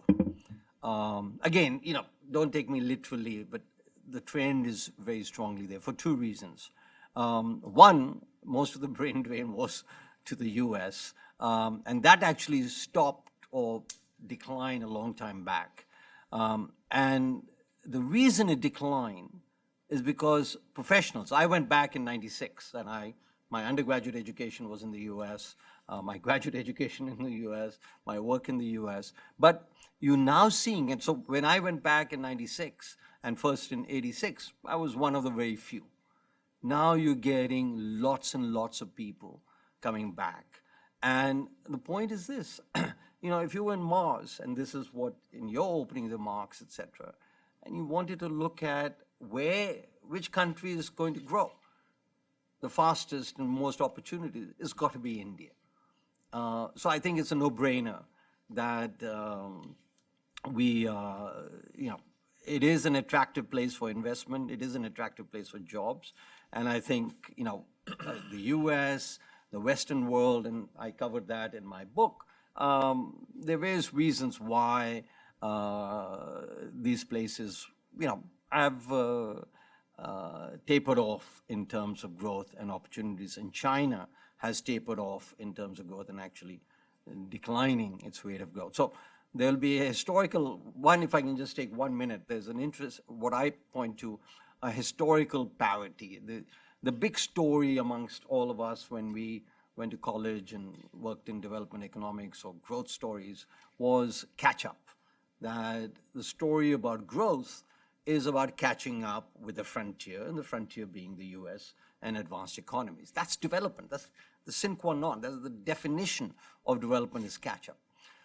So let's look from 1500 to 1980.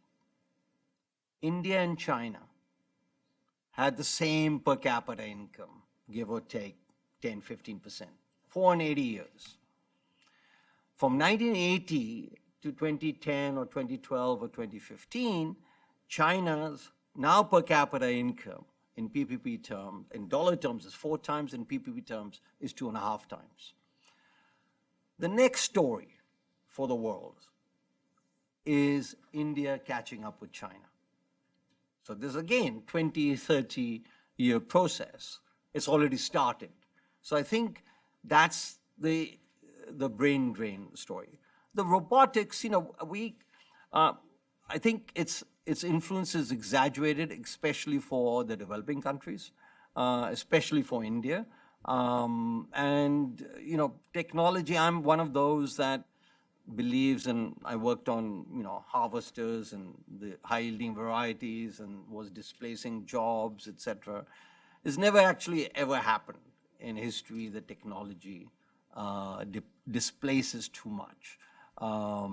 So I think, they will come, it will happen, and I think jobs will be created elsewhere. We've got a long way to go before, let us say, one of the big stories about robotics, etc., is self-driven car, or not self-driven, automated cars. On the Indian, our infrastructure will have to improve manifold for that to be a reality. So we've got 20, 30 years of catch-up left before robotics is a threat. At the same time, the government, as well as the industrialists, as well as entrepreneurs, we are quite a bit want to be on the cutting edge of, you mentioned semiconductors. The other area is artificial intelligence that the Indians are, beginning to not make dents, but certainly preparing themselves. So they fully realize that if this happens, this is something that you need. But I don't see too much of a... Okay, the young lady in the back row. Hi, Isabel Hoagland with Inside U.S. Trade. I have some trade-related questions for you both, actually. But what are your expectations for this week's U.S.-India CEO Forum happening in New Delhi? And do you think the two sides will progress on trade issues at all? If so, which ones do you think should be prioritized? And second, how should India be engaging with the U.S. regarding its pending GSP determination? Okay.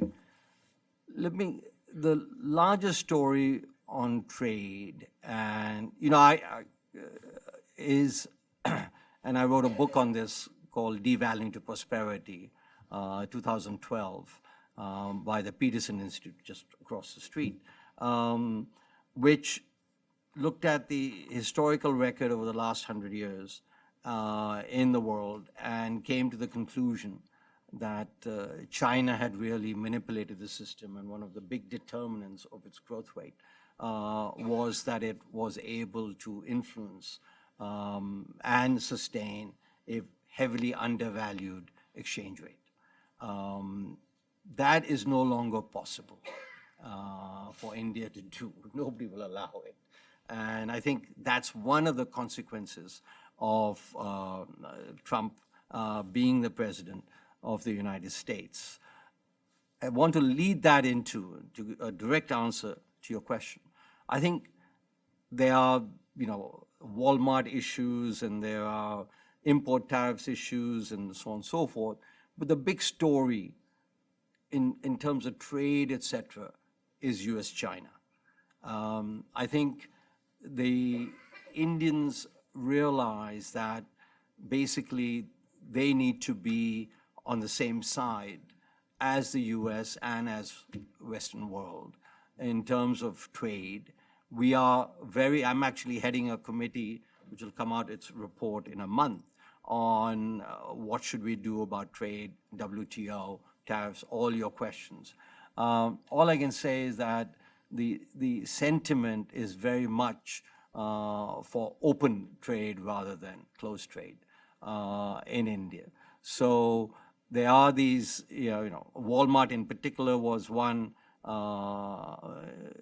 story that made the headlines and correctly made the headlines. Then there was on taxation on angel tax for startup firms, etc. And there are other battles going on behind the scenes as far as these goes, but the sentiment is very much in favor of much more open trade. Already 4 or 5 years ago, India's share of trade of GDP ratio was higher than that of China. So I think the combination of things, yours is a complicated question. I just want to say that I think as an economist, as a free trade economist, we are moving more towards, given the international situation, towards being a responsible free trade nation than maybe we're given credit for. Yeah, I'm going to let Rick respond, but may I ask a question that is on everybody's minds here in the United States? You mentioned the U.S. versus China. The telecommunications sector and the purveyors, suppliers of 5G equipment is a major debate. And I'm sure India is thinking about how to move to 5G. And in the United States and parts of Europe, Australia, Huawei equipment is being looked at very skeptically and may be banned. Huawei. What? No, Their equipment may be banned. Oh, from Huawei, H-U-A, I didn't know how to pronounce it. H-U-A-W-E-I. Yeah, it may in fact be banned even as soon as this week in the United States from. How is India thinking about Chinese telecommunications providers like Huawei and ZTE? Look, I think our interest is very much in the direction, as I said, that we missed the boat in 2010-11 when there was an opening for us to take advantage of, with China vacating or China being there. It was their own motivation to, or their own interest to move up the value-added chain. We missed that boat.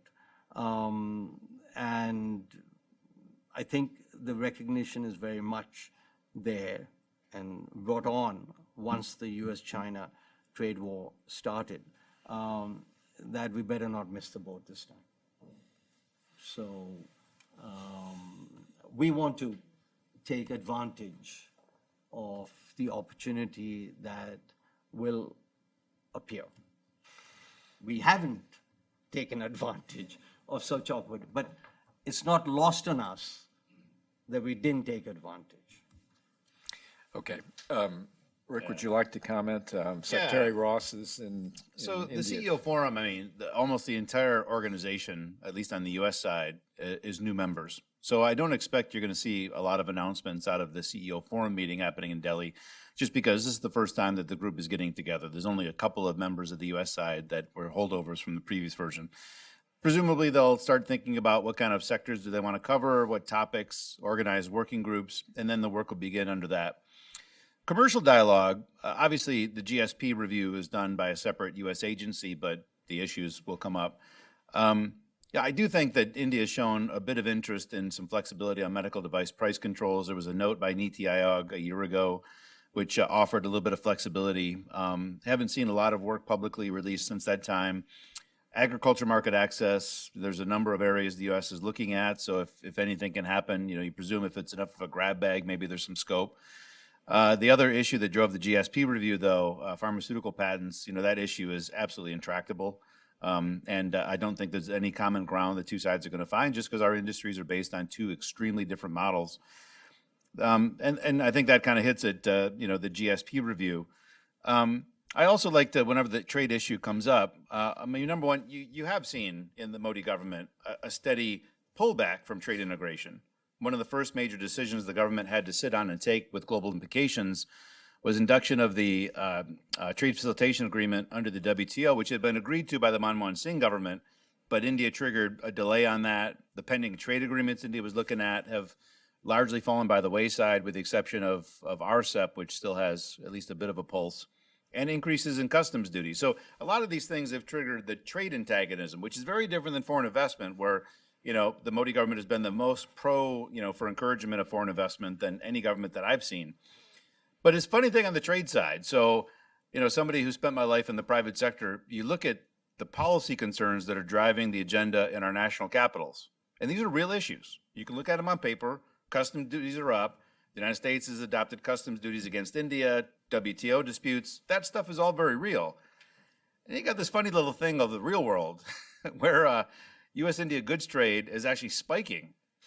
It's up dramatically in the last 1 year. And in fact, U.S. exports, despite all these headwinds, 50 product groups India increased customs duties last year and other things. U.S. exports are increasing at about double the rate of imports. So you got this funny little dichotomy there where these policy issues, they're real. And some of them may be able to move and others not. But on the other hand, in the real world, companies that are choosing to do business back and forth are actually growing in a real way right now. So I wish good luck in these negotiations. As a free trader, I want to see reduction, thoughtfully done. But also minding the numbers, which are looking really good in spite of all this stuff that's happening on both sides. So funny thing underway right now. Okay. Lot embedded in your answer. But I think Young lady here in the middle of the row. Then we'll go to the gentleman to her left. Good morning. So my name is Angelina. I'm a policy analyst with State Department. I have two questions. One is, why is land reform so difficult in India? Question one. Question two, I would like to gain your perspective on refugee inclusion in India, which is really a hot topic right now. Thank you. Well, land, let's go to West Bengal. If you're familiar with what happened when the communist government was trying to really encourage industrial development in the state for the first time, and Tata, Salim Group, these organizations were looking to set up, and it was opposed dramatically and used by the opposition party as a way to throw the communists out of office. It's a very real example that, frankly, my visit a couple of years later to one of India's other largest states and was asking about, are you going to do an industrial roadshow and start encouraging investment? And they pointed to that issue in West Bengal as the reason that they won't move on land reforms, because they're very nervous that it's going to be preyed upon by the opposition party as a way to throw them out of office. If there's this perception that land reform, it's going to involve consolidation of land. It's going to involve switching it from agriculture to industrial use. It's going to involve farmers leaving the land. How does that process work? Even if, you can claim that you gave a fair price to every single farmer that walked off the land, it can still be used by opposition parties. They will charge you by saying, fake news sometimes real, that they threw them off the land. This is terrible. Vote them out of office. And that resonates. Land, is something that people feel very deeply. So on one hand, you've got those intractable issues, and Bengal provided the one example every state government needs to point at to say, we're not doing it. We're not going to do it. On the other hand, there have been interesting moves. Again, like we track state regulations at a very micro level. And so I'll give you an example of some land reforms that have happened. Not from Delhi. In Uttar Pradesh, in UP, it was illegal for Dalits to sell land to non-Dalits until a few years ago. So if you're a Dalit, you got a plot of land. It's the most thing of value in your family. You want to move to the city, and you're only allowed to sell it to the lowest rung on the ladder there, and they freed that up. That's a land reform. If you want to get land cleanly in India, About the only way you can do it and hope for any type of clean is to go to the state governments and lease land out of the land banks they've acquired, where the state government goes, they acquire the land, they hold it there for industrial use, and private firms can go and lease it. So Andhra used to have a 33-year lease tenure if you leased land out of the land bank. They increased it to 99 years. So your capacity to invest in that plot of land when you're going to hold it for almost 100 years is increased significantly when the lease is that much longer. Maharashtra began to allow the organization of subplots that have been divided illegally over time. So you do see land reforms happening. It's quiet, it's stealthy. This is probably a good thing that a lot of state reforms are quiet and ignored. I may be one of the only people outside of India that even knows these things kind of happen just because we follow at that level. But so it's quiet, it's steady, it is happening. But in terms of big picture things, the ones that gain a splash, the Bengal issue, that's all I need to point to and say that every state knows if they get a farmer off land, even if they do it legally, transparently, somebody else can come in, claim otherwise, and you might get voted out of office. So that's the big push against. Refugees, Sergey, you want to have another one? One on the land reform. There was an ordinance passed, and it is heavily the land reform that we need is not that we have large agricultural farms, so that would be helpful. Any limits on size, etc., it's like labor laws. But the other part where it is very, very germane is for the state to be able to purchase land for infrastructure. And so I think, one thing that has happened in the very recent budget, and technology that is happening, is that in order to have land reform, you need to have titles. You need to have ownership, legal ownership. And, the recent, 2-3 weeks ago, the budget announcement for transfer of money to small landowners has given and will continue to give a real impetus for the titling industry, for identification of who owns what piece of land, etc. I think that is a classic question to wait on till after the election. Nothing is going to happen. Even the triple talaq bill, I think they'll let it pass away and will have to be brought in again. So I think the signs are, India, a lot of these, we Indians ourselves are very, very frustrated by these very same difficulties that we've been talking about. So recognition is fully there, much more there than ever was there before. The aspiring middle class is also very, very upset about government services, lack of delivery. Why can't simple decisions? The regulatory controls in Indian land is another one. It's just enormous. So, I would say that the delta looks very, very good, and we'll just have to wait. On the refugee question, there's another bill that will lapse, I think, unless they passed it yesterday. It's a complicated, and I think has much more to do which all countries will have to face on climate change, especially, which will affect migration, etc. So I think the whole world is in it, and we need to recognize, and I don't know what will happen, but I think there are a lot of international issues involved. India is very, as I said, open, argumentative, very, very openly critical, and lots of states, etc. So you have, in Assam and the Northeast, there was a real opposition to continue to allow migration and of refugees, not necessarily refugees from somewhere, just migration. I would take that as a broad issue. That was to be more controlled, ain't happening. So larger issues there. I don't know. Okay, this gentleman on the aisle, and I am afraid we have to make this the last question because we're running out of time. Better be a huge one. The zeitgeist of everything we've done. Maybe it brings it all together. Both of you spoke about the water issues. My own feeling is that India desperately needs desalination technologies in a big way. My focus would be on nuclear power for that, but just in general, is anybody in India thinking about, essentially creating fresh water to address the issue? Sanitation is the first step. Cleaning of the Ganga is the next step, which has already been taken. That doesn't mean we've achieved it. Here again, the fake news is that, look, nothing has changed, etc. But actually, if you think that we have to get 100, we're already at 20 from zero. No, it's much discussed in India. As I said, the beginning steps for the very first time have been taken. And, one thing I will say, and that does sum up at least my view of this government and its response, that they very much listen. And GST is a classic example.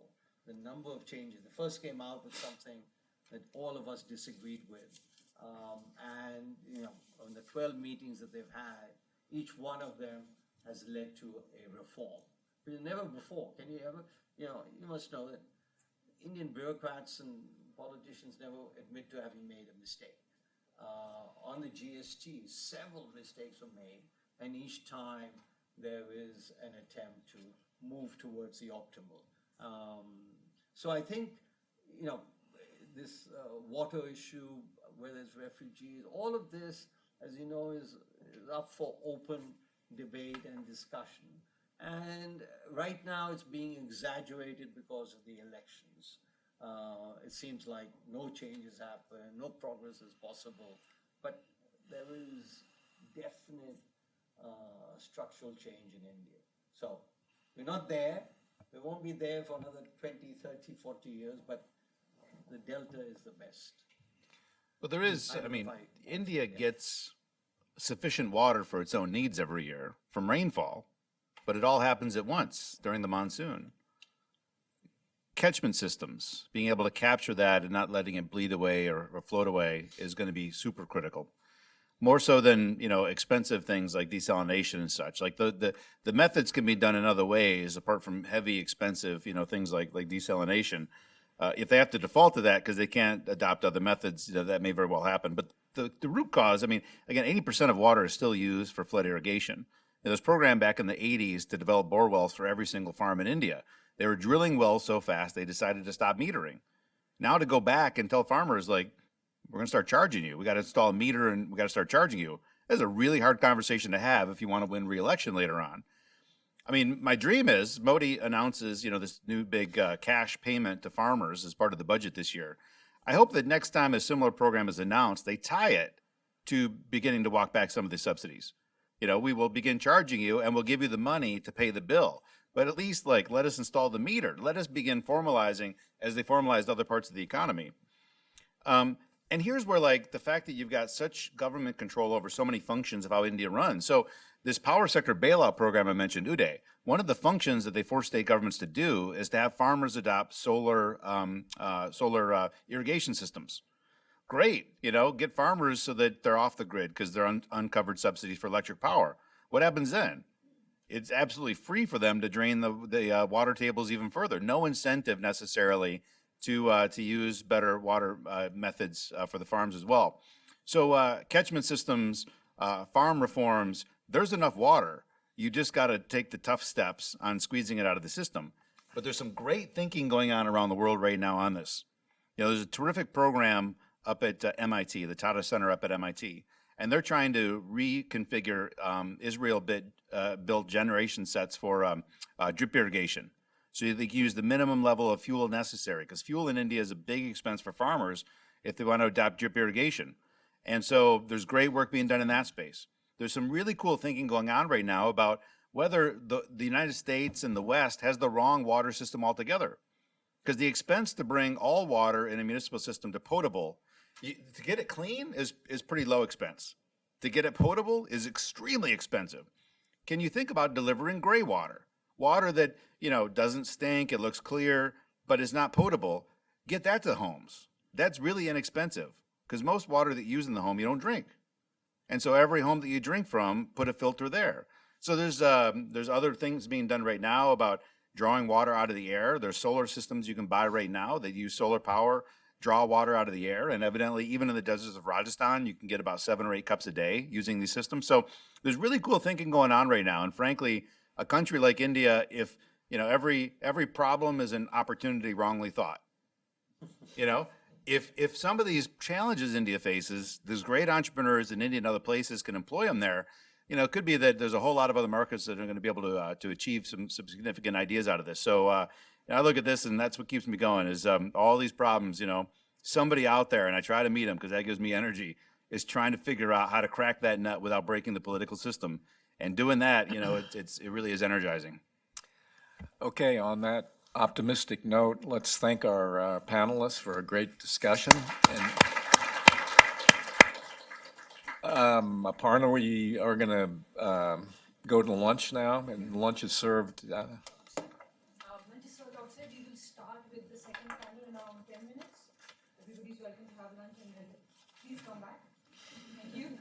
Time for the dentist to go get 3 teeth redone. This was definitely the highlight of my day compared to what I got looking at me afterwards. Literally, you got to go get. I do. I got 2 teeth I got to get.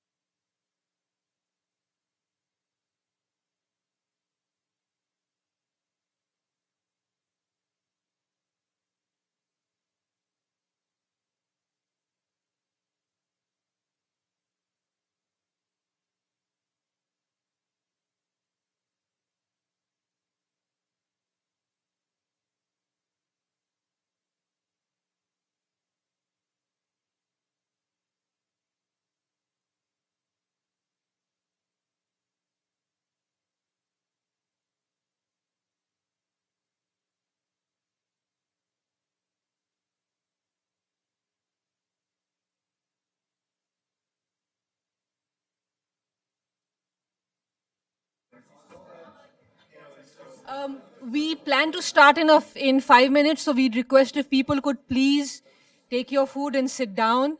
Thank you very much.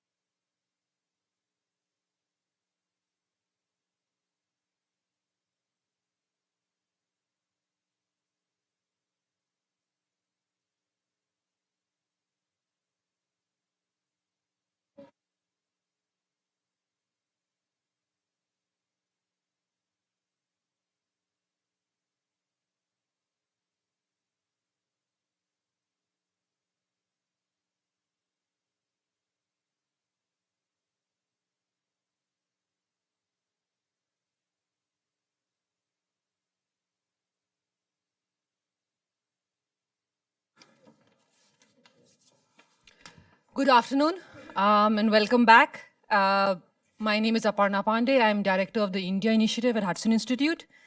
I'd like to welcome all of you for our second panel today.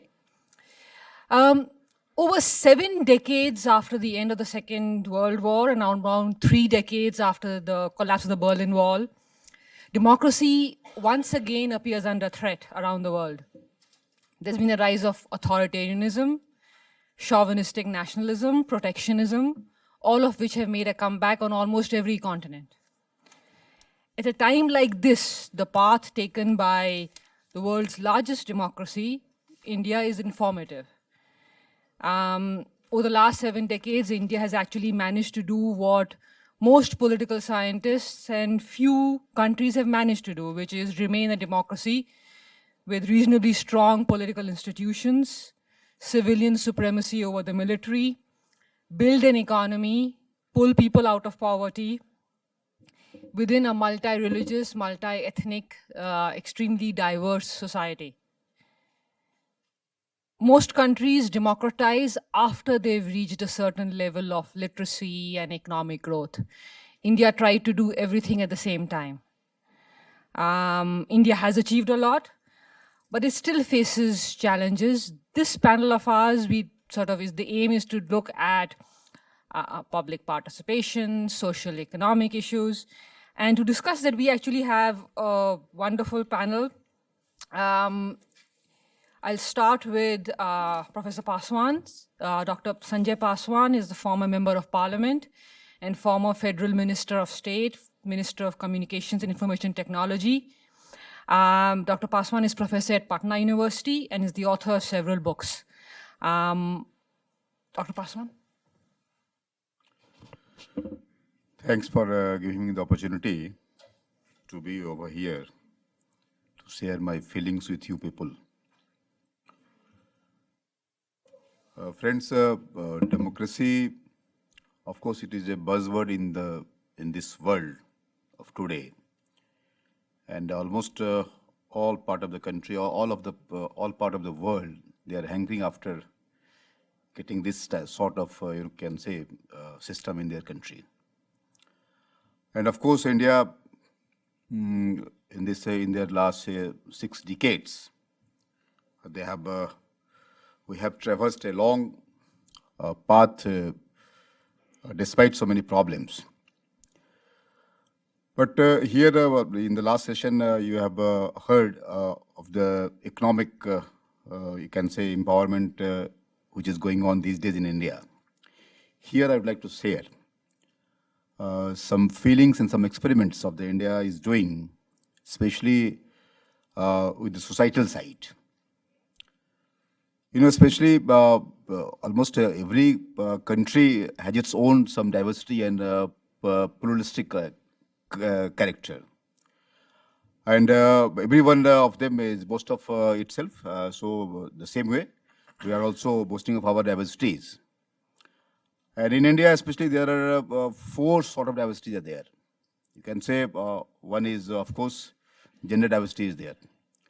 Another one is caste diversity. Third one is the communal diversity, that you can say Hindu, Muslims, and other religious people, Christians are also there.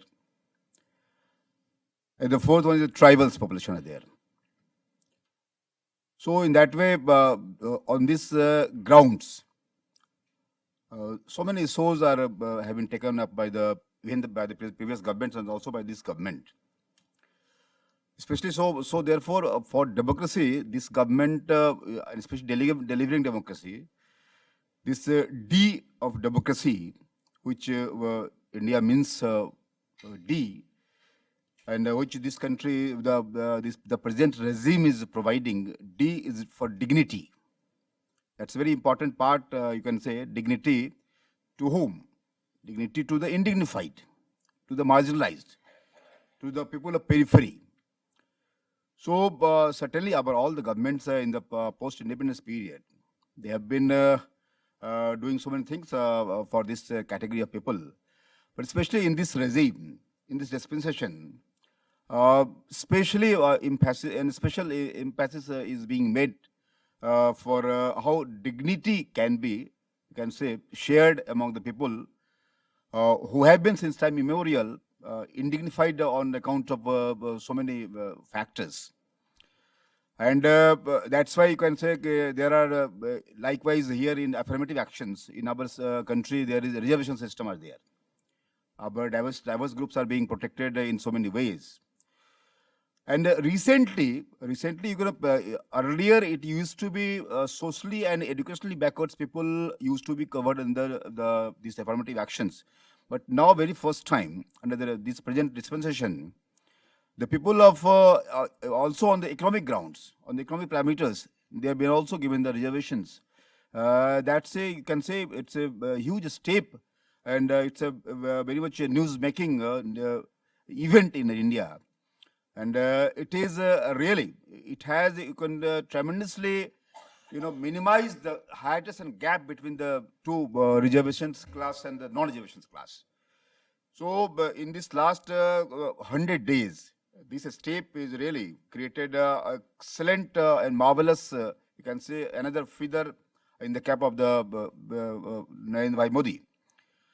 So by this way, the people who were on economic grounds were the backwards or the deprived, they have been also brought under the ambit of this reservation system on the economic ground. Otherwise, previously socially and educationally backward classes were being given the facilities. But now it is socially, educationally and economically backward classes are being considered for providing them the government benefits and government jobs and etc. Reservation in admission, etc.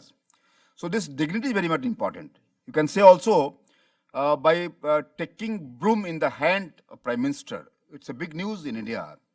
कि वो झाड़ू हाथ में लिया, मतलब taking broom in their hands. It given the dignity to the labor also. कि no work is little, no work is feeble, no work is small. So it has also sent a big message कि how the small things, the small works, so-called small things, so-called menial jobs also can be taken up by the big people, big swords.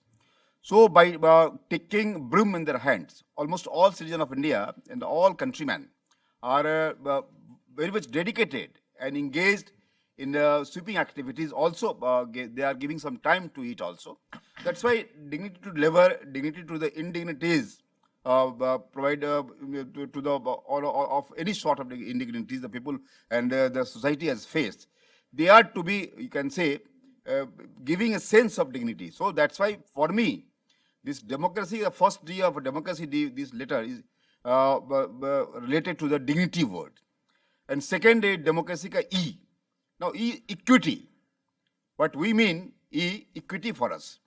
Now this equity is more than equality. Equity, you can say in Hindi, that is samta and mamta.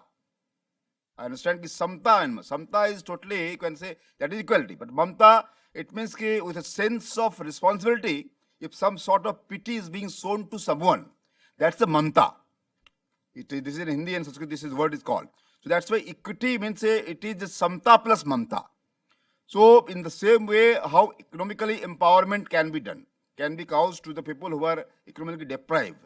So some sort of equity, just see the people who were totally unbanked. So by the new scheme, every individual of the country must have their own bank accounts. And it is spread like a movement. And almost today, still 94% of people are having their own accounts. Only 6% are left, and all our banks are working on that line. And all the governments, federal government and the state government are also working on that line, how everyone can be made to have one separate banks for that. So this is my first D of democracy is the dignity. Second is the equity. And third one is the mobility. Now you can say cashless economy is going to be there, and it has spread up like anything. Now everybody is having tried to how we can say without cash, but how mechanically and how about the mobile economy can be utilized by everyone. That's they are doing. So my aim in this democracy is to stand for the mobility. O is the originality. Our country is the Bharat and India. India, that is Bharat. Now this originality, especially on this plank, we are being attacked. So original, every country wants to go to its roots. For getting the fruits, roots is must. So that root everybody is seeking, and how it can be achieved in any ways. So that's why originality, this Bharat. The meaning of Bharat is the Bharat. Bha means light, knowledge. Rat means engaged. One who is engaged in the knowledge, who is engaged in the work of, knowledge seeking. And in that way, we are also knowledge seeker, not knowledge believer. So that's why this thing, this originality So there are some work is being done on the originality also, okay, how this our original past can be restored, past can be corrected, yeah, and how it can be mended. So that sort of originality we are seeking under regime of Narendra Bhai Modi ji. And the C is the connectivity. Now see connectivity, whether it is the infrastructure wise, whether it is the, you can say that is transportation wise.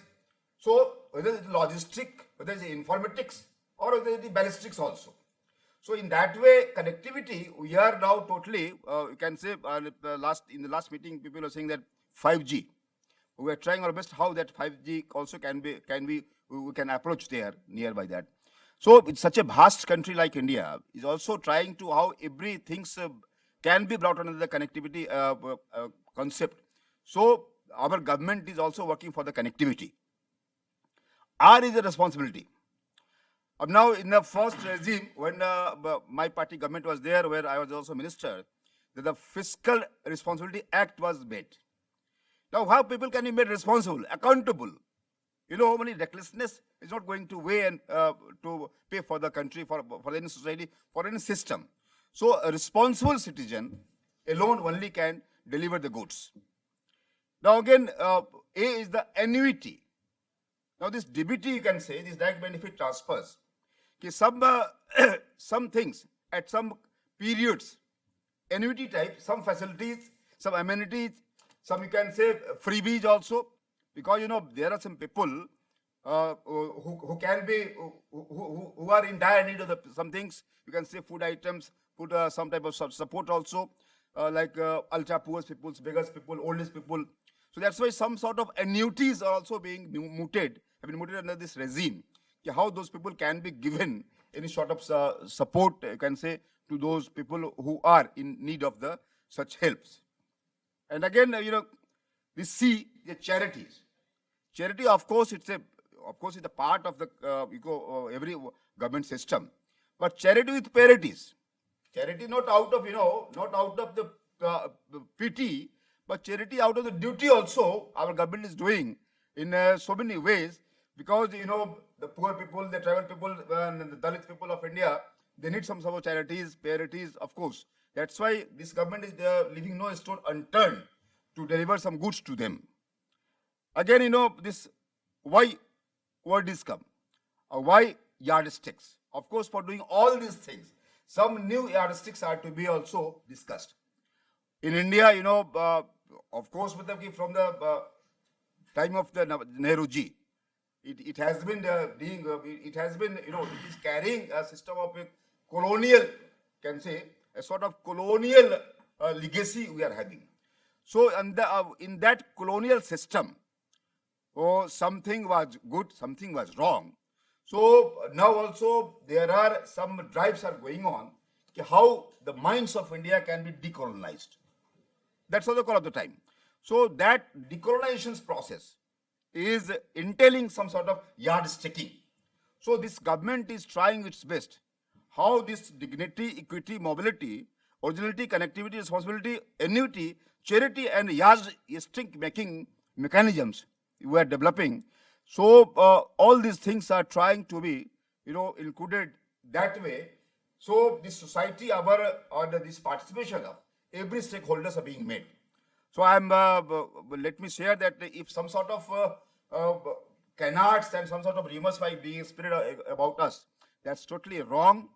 And even the last session, it was that some fake newsmakers are trying to denigrate the image of India. That we fully oppose it, and our government is doing certainly better than any other dispensations, and it is also working in consonance with the world standards. Even on the SDG planks, that Sustainable Development Goals planks, our country is doing very much good, and even state levels. Even I am from Bihar state, which is a very much politically volatile state. Even in that state also, this SDG goals, Sustainable Development Goals, have been totally endorsed by the state legislature now. So almost all state legislatures, including parliaments, we are totally committed and stuck up to the SDGs and how it can be made successful in the country, that we are trying our best. So in tune with the India, in tune with the global standards, our country, our government is working well in sync with those things, and I'm sure that you shall appreciate, and you shall see if you come to India that how India has changed, and certainly in time to come, our government will be again. Modi ji will form the government, and certainly we shall be in position to ameliorate the position of this planet, this peace on the planet, and prosperity of the planet. Certainly, we shall be contributing towards that. Thank you very much. Thank you, Professor Paswan. Richard Fontaine is president of the Center for New American Security. He served as senior advisor and senior fellow at CNAS earlier, and as foreign policy advisor to Senator John McCain for more than 5 years. He's also worked at State Department, National Security Council. Richard. Thank you. Well, thanks to Hudson for convening the conference and for inviting us here. I think the focus on India is obviously apt at the moment, but also is the focus on democracy. And much of the discussion, thus far, and I think for the rest of the day, will naturally focus on democracy inside India in its various aspects, political, economic, some of these other things. But what I wanted to do is speak just a little bit about the role that India has played, and I believe can play further in supporting democracy outside its borders, including in cooperation with the United States. And the first reason to emphasize this, I think, is probably obvious.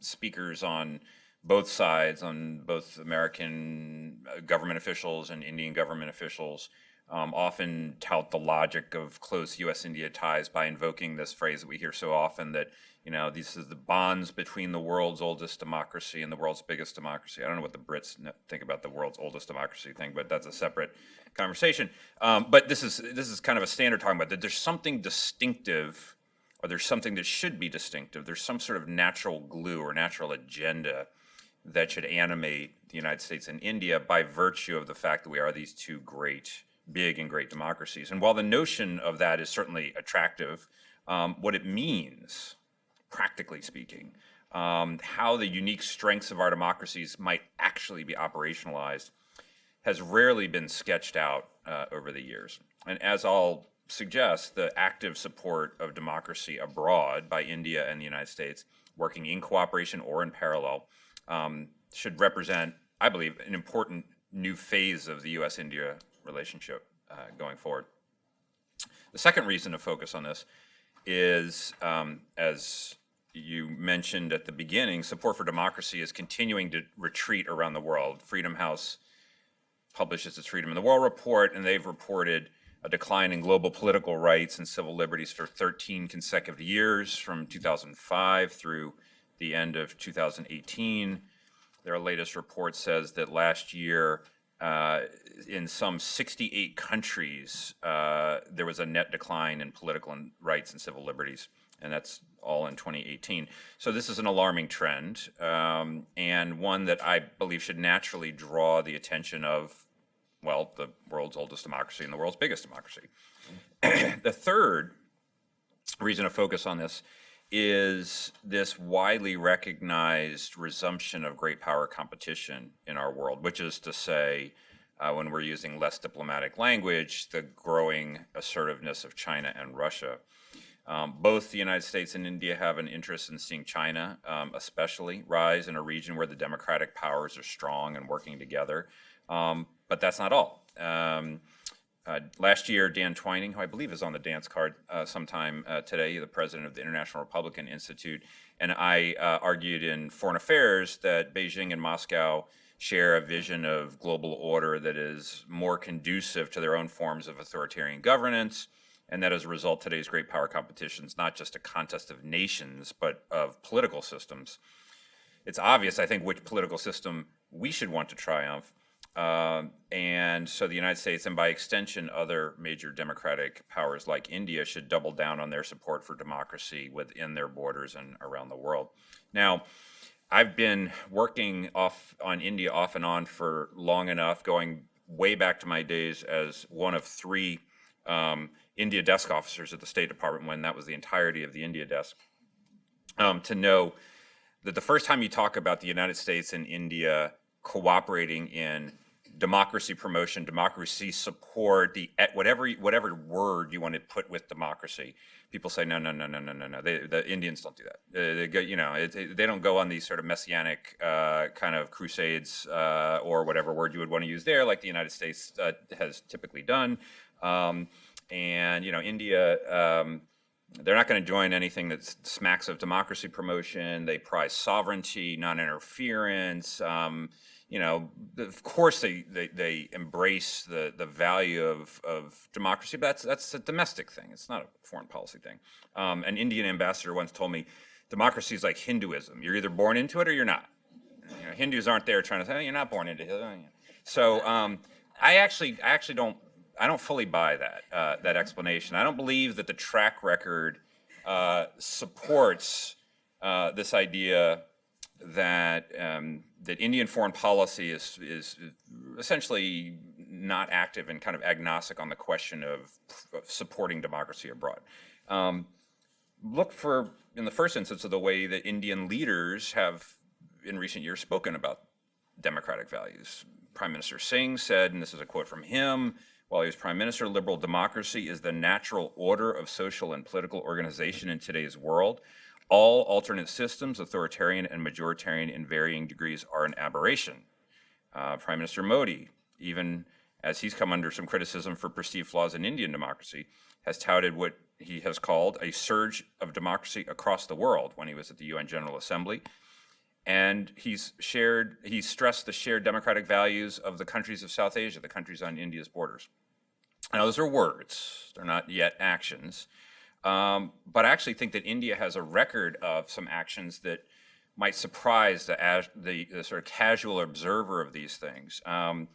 New Delhi has worked to strengthen democratic institutions over the years in Nepal, Sri Lanka, Bangladesh, Bhutan, and most prominently in Afghanistan, where it's built the Afghan parliament, supported elections, and trained civil servants.